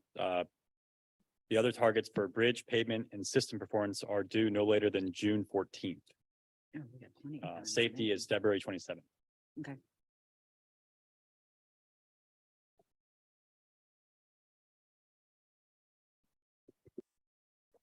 Paul. You're going to give us our ramifications, right? No, I'm going to tell you that from a legal standpoint, I'm having a little bit of a problem understanding exactly what you all are being asked to approve. And maybe staff can clarify this. It seems that many of the board members have a problem with the targets that are being presented. Are we being asked to approve those targets, or are those targets numbers that have already been set by the state? That's my first question. Yes, they've been set by the state for, and we're asked to. Okay, so we're approve not them. being asked to approve those targets. We are being asked to basically adopt their targets that they've set. We Yes. are being asked to Yes. approve their targets. Mhm. Okay. Well, then- And so we brought them all together this year. There's been some that have changed from the state based on data. If we are required to send our safety targets by the end of this month, which continue to be the same, 0. In terms of the other performance measures that the state has, we have a little more time with that.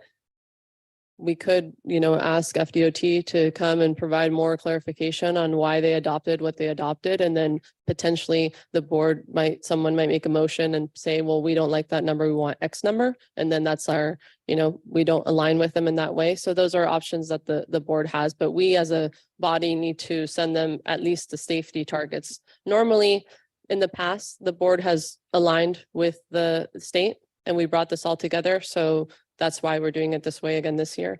But that's our, Okay, but we are actually being asked to approve Yes. targets. Yep. Okay. So the board then, if the board were going to approve this, they would have a couple of different options. One would be to propose to the state that the state level be increased. That would be one option, correct?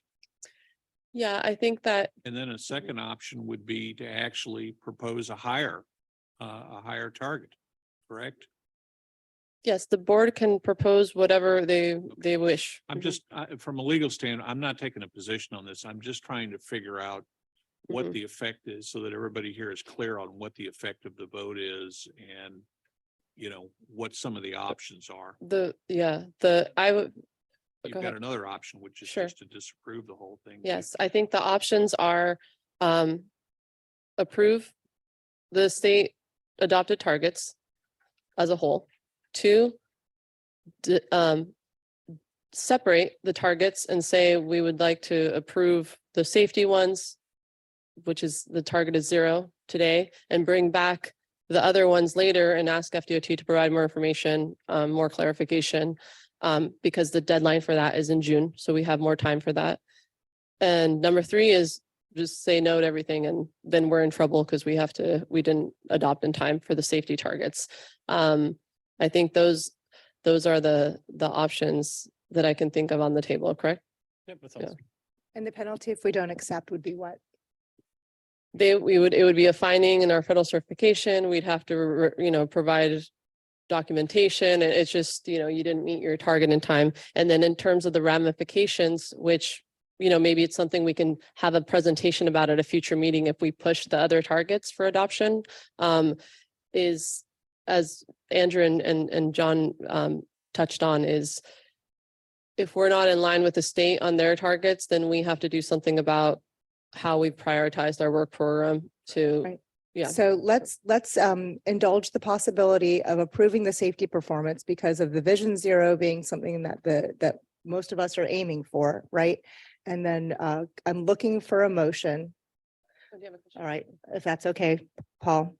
If anybody would like to approve safety as target 0 with FDOT coming back for clarification. So, second. All right. So let's go ahead. We've got the first and a motion, so all in favor?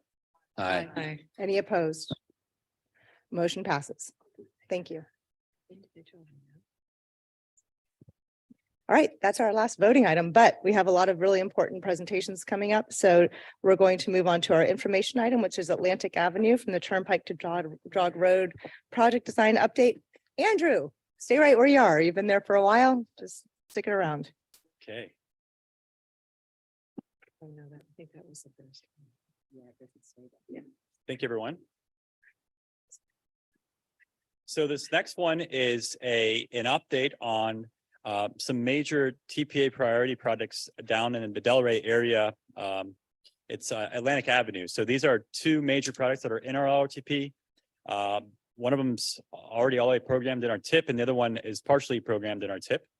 What we're here for you today is the update for the product development environmental study for this. And this project goes from Turnpike to Jog Road. We also have the FDOT design team here and also John Kim from FDOT who can assist with any of your questions. So the products we're talking about today, as I mentioned, there's two projects that we have, major projects in our LHP and TIP. It's Atlantic Avenue from State Road 7 to Lyons Road. It's a 2 to 4 lanes, 7-foot buffered bike lanes, and 6-foot sidewalks. That's already gone through all the design. It's gone through the right-of-way acquisition. That one's really ready to go to construction. So we're actually going to see construction in 2024 on a western portion of that. And then the one we're talking about today is the Atlantic Avenue from Lyons Road to Jog Road. There's a PD&E underway for that from Turnpike to Jog. That's what we're focusing on. And then once we figure out the final concept for this PD&E, the design team who's already on working on these projects, they'll go with that concept to get into design and then right of acquisition and construction. So today we're talking about the status update for the product development and environmental study. So projects go through a series, especially these very large ones, goes through a series of phases that can take multiple years. Here at the TPA, our process overall is, and also DOT does as well, but the planning portion of it and figuring out the needs, then they're programmed. We're already past that phase. And then some of the larger ones require this PD&E study, and that could take around 2 years. What you're really doing in that PD&E study is you're figuring out the location and the conceptual design, and then you're also looking at the social, economic, and environmental effects that has for the area. And this also complies and carries out that federal requirement of NEPA, so the National Environmental Policy Act. So it takes around two years to complete that. The design team's been working on that. After that, you can go forward with the concept of design. That's going to take another 2 years. If there's right-of-way acquisition, which this one has a little bit of right-of-way acquisition, another 1 or 2 years, and then you can finally construct. So these are all the projects that are in the Transportation Improvement Program for the Atlantic Avenue widening. It starts from State Road 7 and heads east all the way to Jog Road. The western portions from State Road 7 to Florida's Turnpike, as I mentioned, already gone through all the phases, ready to go to construction on those. Construction begins summer 2024 on that western piece. And again, what we're talking about today is the Turnpike to Jog Road PD&E. That phase is ongoing. And then there's the 2 design phases for separate pieces of that that team's waiting on after PD&E is finalized. This little timeline of this PD&E study, it started back in February 2020, and then around from 2020 to 2021, they've been evaluating alternatives and providing an outreach to the local municipalities and citizens, and also you all on our board. And in December of 2021, this board passed a resolution after seeing the initial concepts on a revised typical section for this section of the roadway for Atlantic Avenue widening. And in that resolution, it talks about trying to limit the right-of-way impacts, especially around Jog Road intersection, to include 10-foot shared use pathways on both sides of the roadway instead of what was originally put in the plan for 6-foot sidewalks, and then to have 7-foot buffered bicycle lanes. Since then, since December 2021, FDOT design team has worked with the surrounding communities and also the Lake Worth Drainage District, which is abutting this location, and trying to figure out how we can fit these facilities out there with the limited right-of-way that's available, and trying to limit any other additional right-of-way acquisition. So what we're here to provide for you today is an update about how that coordination is going and where we're currently landed for the design. So typical sections in the resolution that was adopted by the TPA governing board, 7-foot buffered bike lanes and a 10-foot shared use pathway. This is an example of showing like what that really looks like out there. So what this combines and what the original conversations going through the committees and board really went towards was this can provide a facility for those riders who want to be on the roadway. It's comfortable enough to be out there on a high-speed roadway. It's 7-foot buffered. And for those riders who may not want to ride on a roadway in a buffered bike lane, they still have a comfortable facility of a 10-foot shared use pathway. And then you can still ride comfortably and safely by pedestrians out there. So that's what we're trying to get the best of both worlds when it comes to those trade-offs.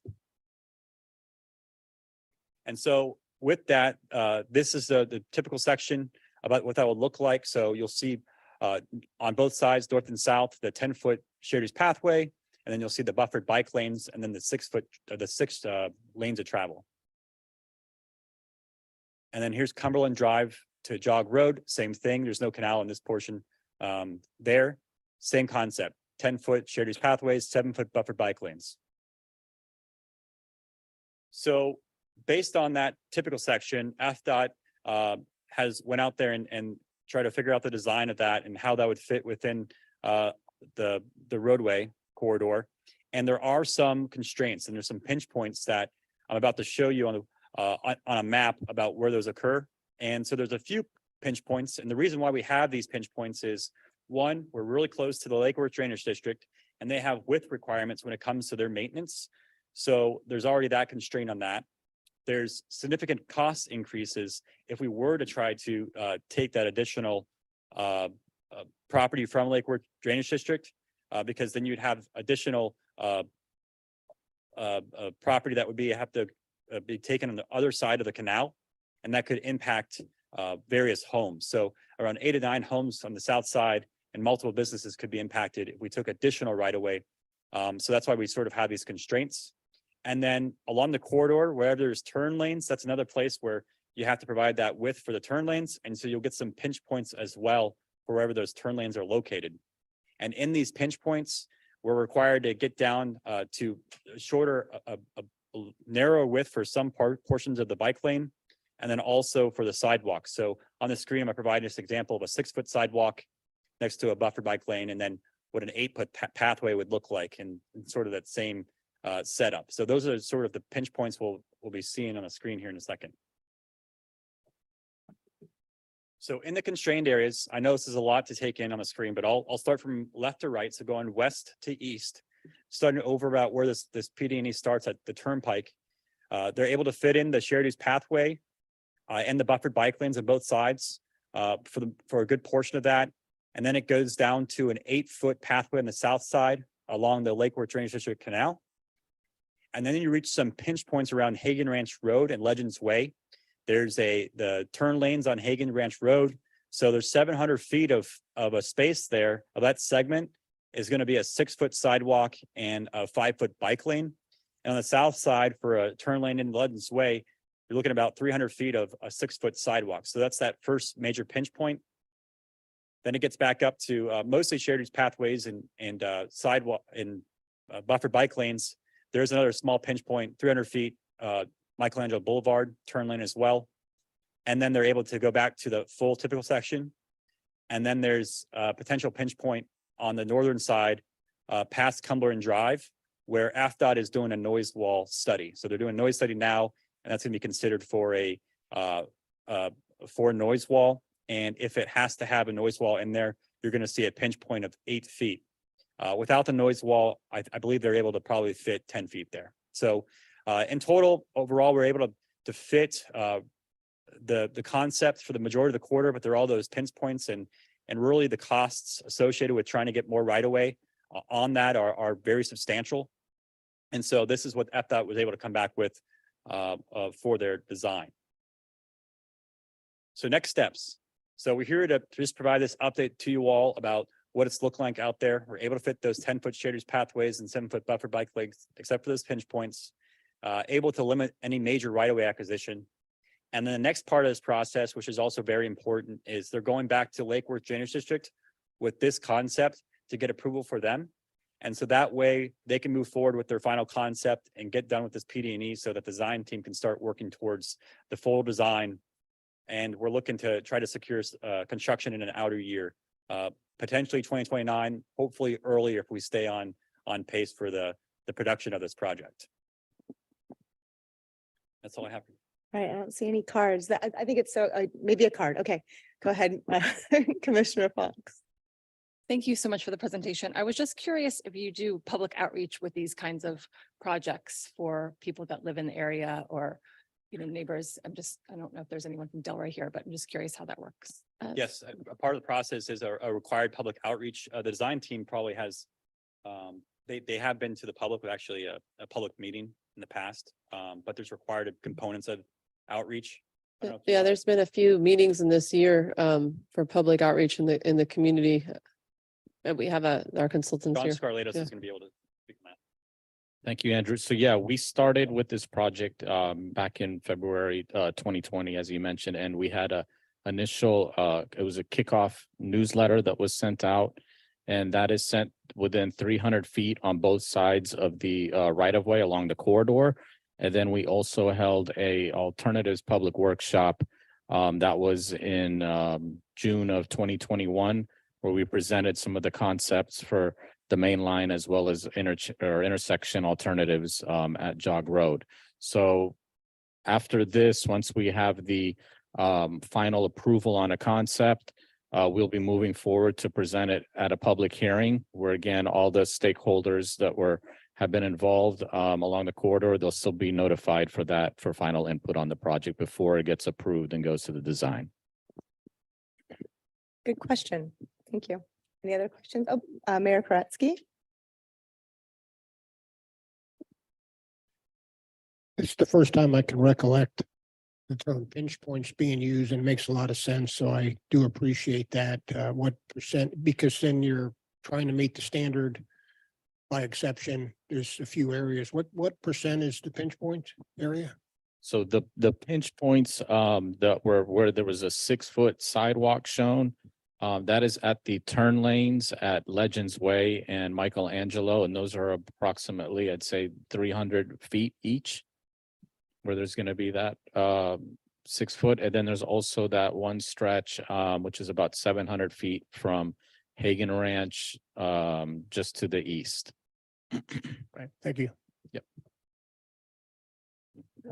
Okay, I don't see any other cards.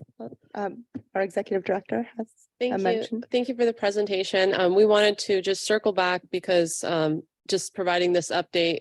This board adopted a resolution, as Andrew mentioned, in December of 2021.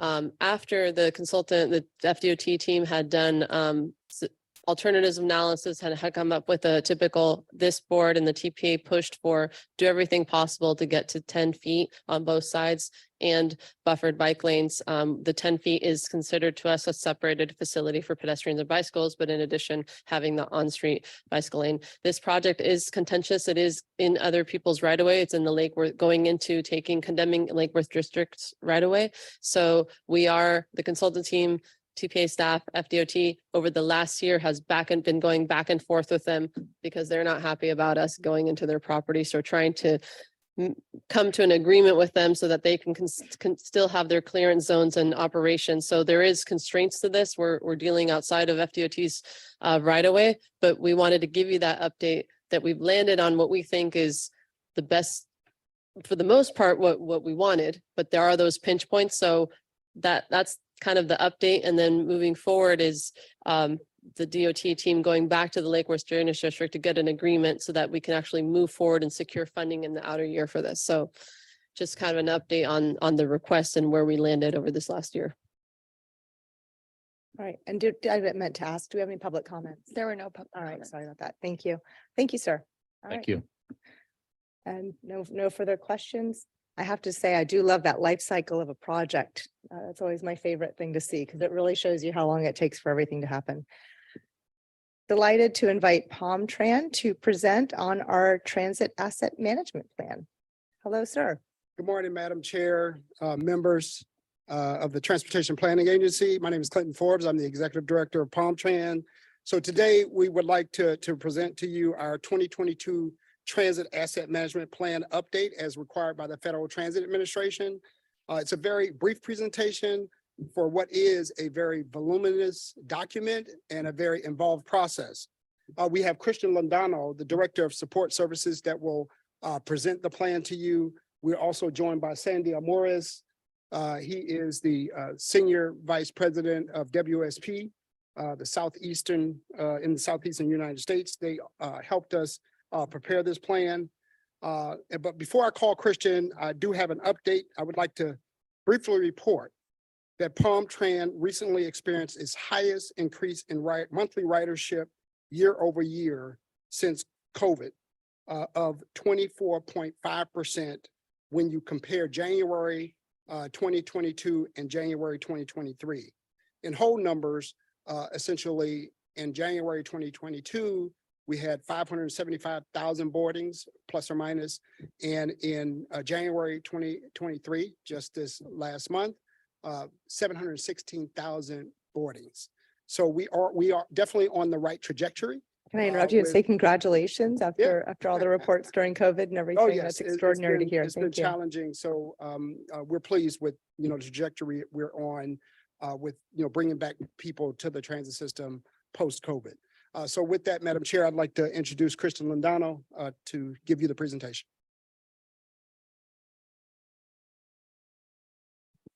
Good morning.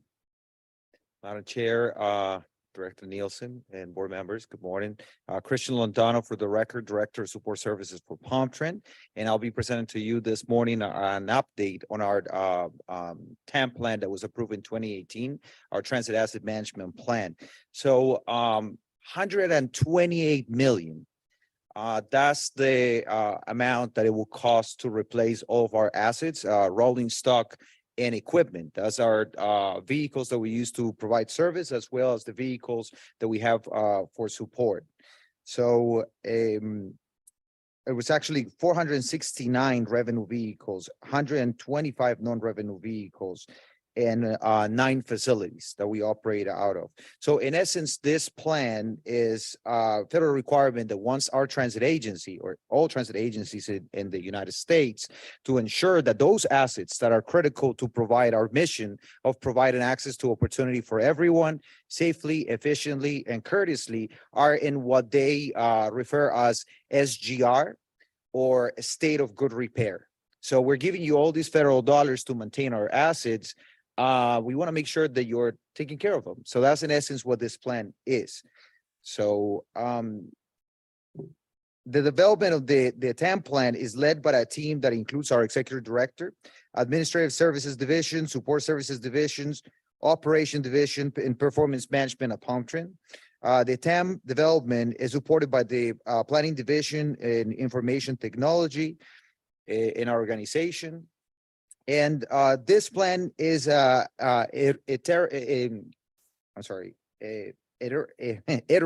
word is hard for me. It's a cycling process. That is a repetitive process, right? Yes, iterative.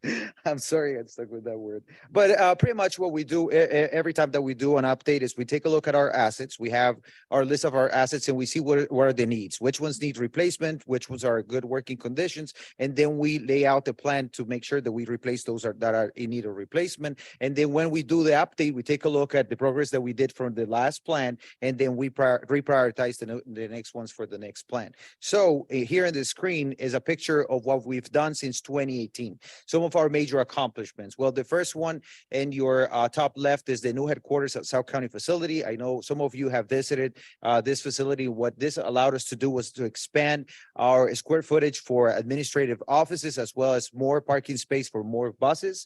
And it has some initial infrastructure for our future electrification plans in our facility. The next one is the Paradise Pass. We have our an aging fare technology system, and we were able to replace it with this new state-of-the-art technology that we call affectionately Paradise Pass. We also have our Go Glades program that we started since 2018. We purchased the vehicles. They're owned by the county, and we're operating this mobility on demand, which expands on a multimodal service for the county. We also have in the bottom, the driver barrier doors, or how our executive director refers to them, the bus operator office door. And that's to enhance the protection in the vehicle for the drivers. You know, sometimes in public transit, there's assaults that take place. So that physical barrier keeps our drivers safe, and the riding public as well. We expanded our paratransit fleet to meet the growing demand on the paratransit service. And another project we're very proud of is the contactless wheelchair securement system, which is pretty much a robotic arm that goes and secures the wheelchair in place inside our buses. In the past, we used to have some issues with wheelchair falls while the bus was in motion, which can be very expensive for the county when it comes to paying for those incidents. Well, those have decreased tremendously because now all the vehicles are retrofitted with this technology. And actually, we have partners from the state reaching out to us to learn about this project because they're implementing it as well. So what are the requirements for TAM plan under US 49 CFR 625? Well, this is the list of requirements for the plan that it needs to have, and we make sure that each one of these are updated within our plan. So the first one is having a state of good repair policy, that SGR policy. So when do we replace our assets, and how are we making sure that we're proactive as we're replacing our assets? So that's where we incorporate also the useful life for each one of these. We have an inventory of all the assets the Palm Tree has to operate service. We do a conditional assessment, which is we go through each one of the vehicles and facilities to make sure they're in good working conditions.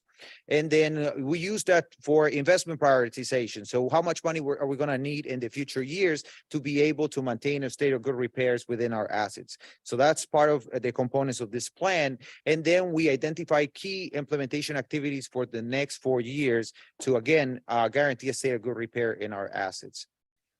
This is a picture of where we were in 2018, where we started to 2022.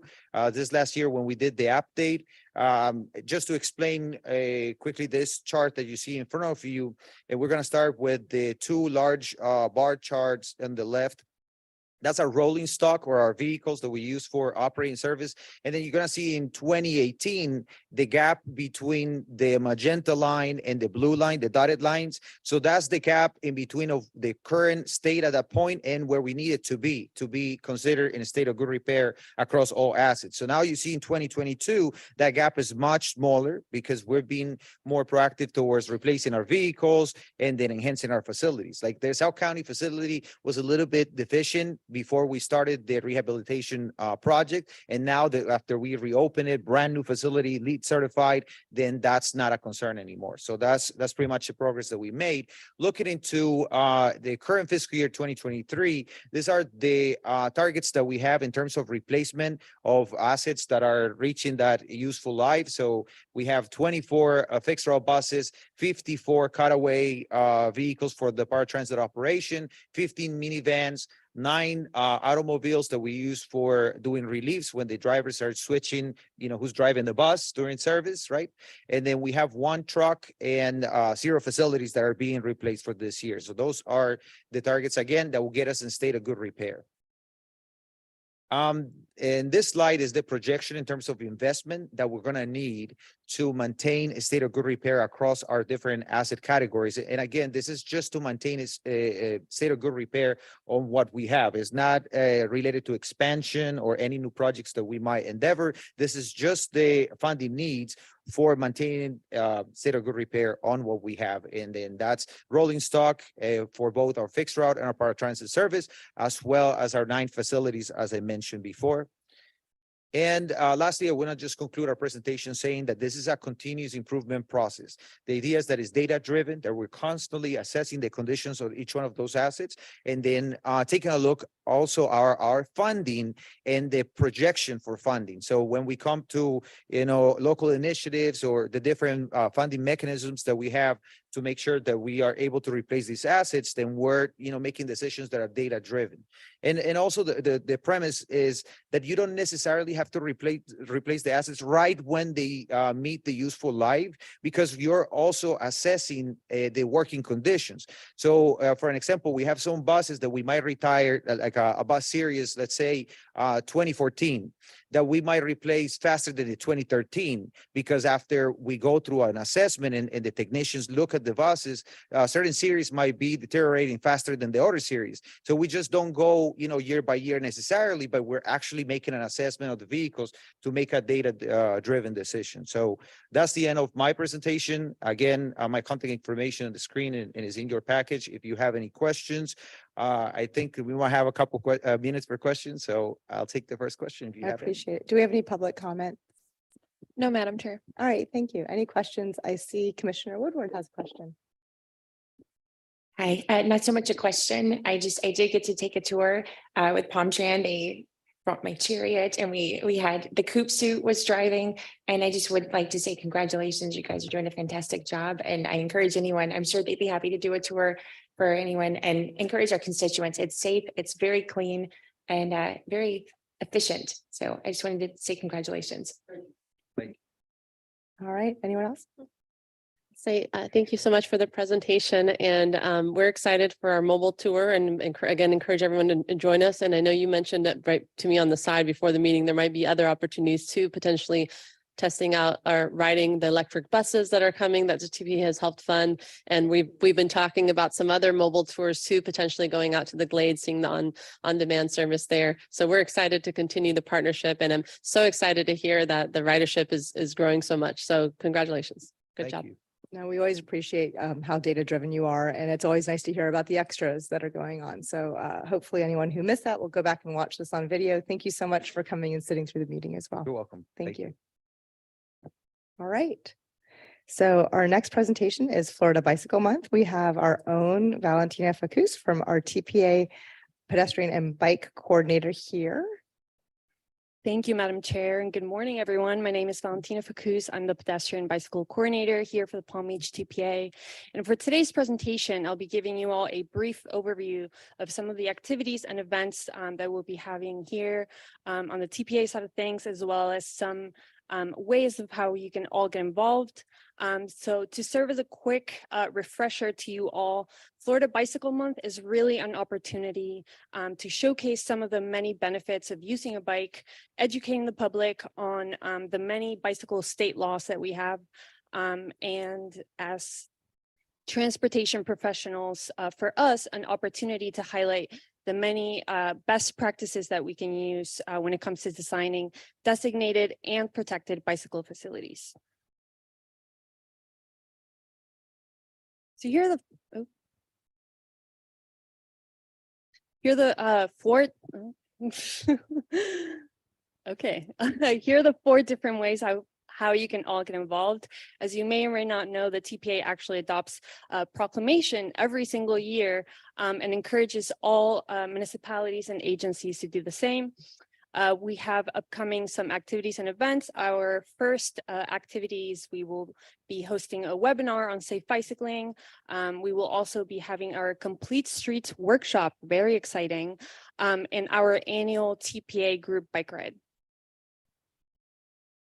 So what you see on the screen before you is actually a total of 13 municipalities and agencies that have adopted a proclamation for Florida Bicycle Month. For this year, our goal is to have at the very least 15 municipalities and agencies adopt a proclamation. And in your agenda packets with you today, you will see a sample proclamation that you can use for this effort. So please, I do encourage everyone to do that. So on the screen before you see some activities that have been hosted in the past for Florida Bicycle Month. We know that the city of West Palm Beach usually does a bike to work week. Palm Beach County and other municipalities also host some activities for this effort. So speaking of events, our very first event is a live webinar March 7th on safe bicycling, where I will be presenting on to you all about the many benefits of using a bicycle, the Florida bicycle state laws, in addition to other important things. And for that, you can register at palmbeachtpa.org/events. So very exciting. as we have spoken about, Complete Streets workshops.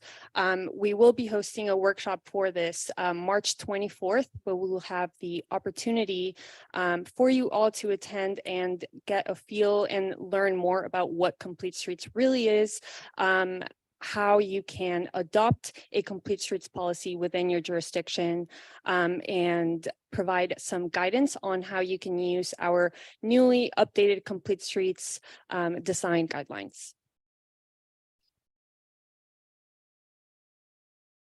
Last but not least, because we will be having more activities, is our annual group ride. So this will be March 31st. We will be starting at 8 in the morning. Please do try to get there at 7:30 in the morning to get you all checked in and sign all the liability forms. We will be starting at the TPA headquarters, making our way through downtown West Palm Beach, and then making our way back to the TPA.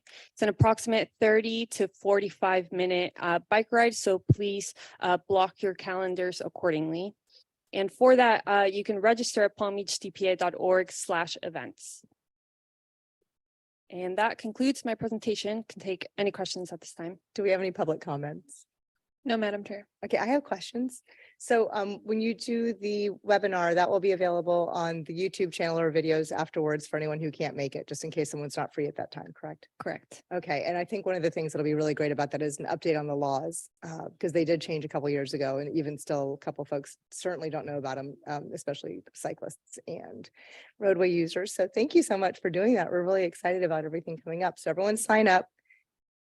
Commissioner Marino is you're gonna be in, I'm gonna put you in on my back seat for the bike ride. Pardon my French, but this butt does not get on a bicycle. I'll put you in my basket. I'll put you in my basket, or we'll give her a skateboard. Can we get her a tricycle for the day? Sure. We have received a request for a tandem bike for a visually we can do impaired it. We can do member it. who's going to be, I'll get it. I'll do all the work. we are encouraging all riders to join us. I will ride. Okay, we're gonna try to rent a tandem bike for that one, and she's gonna watch. She's gonna have her feet up the whole time, I'm sure. Okay, Jill.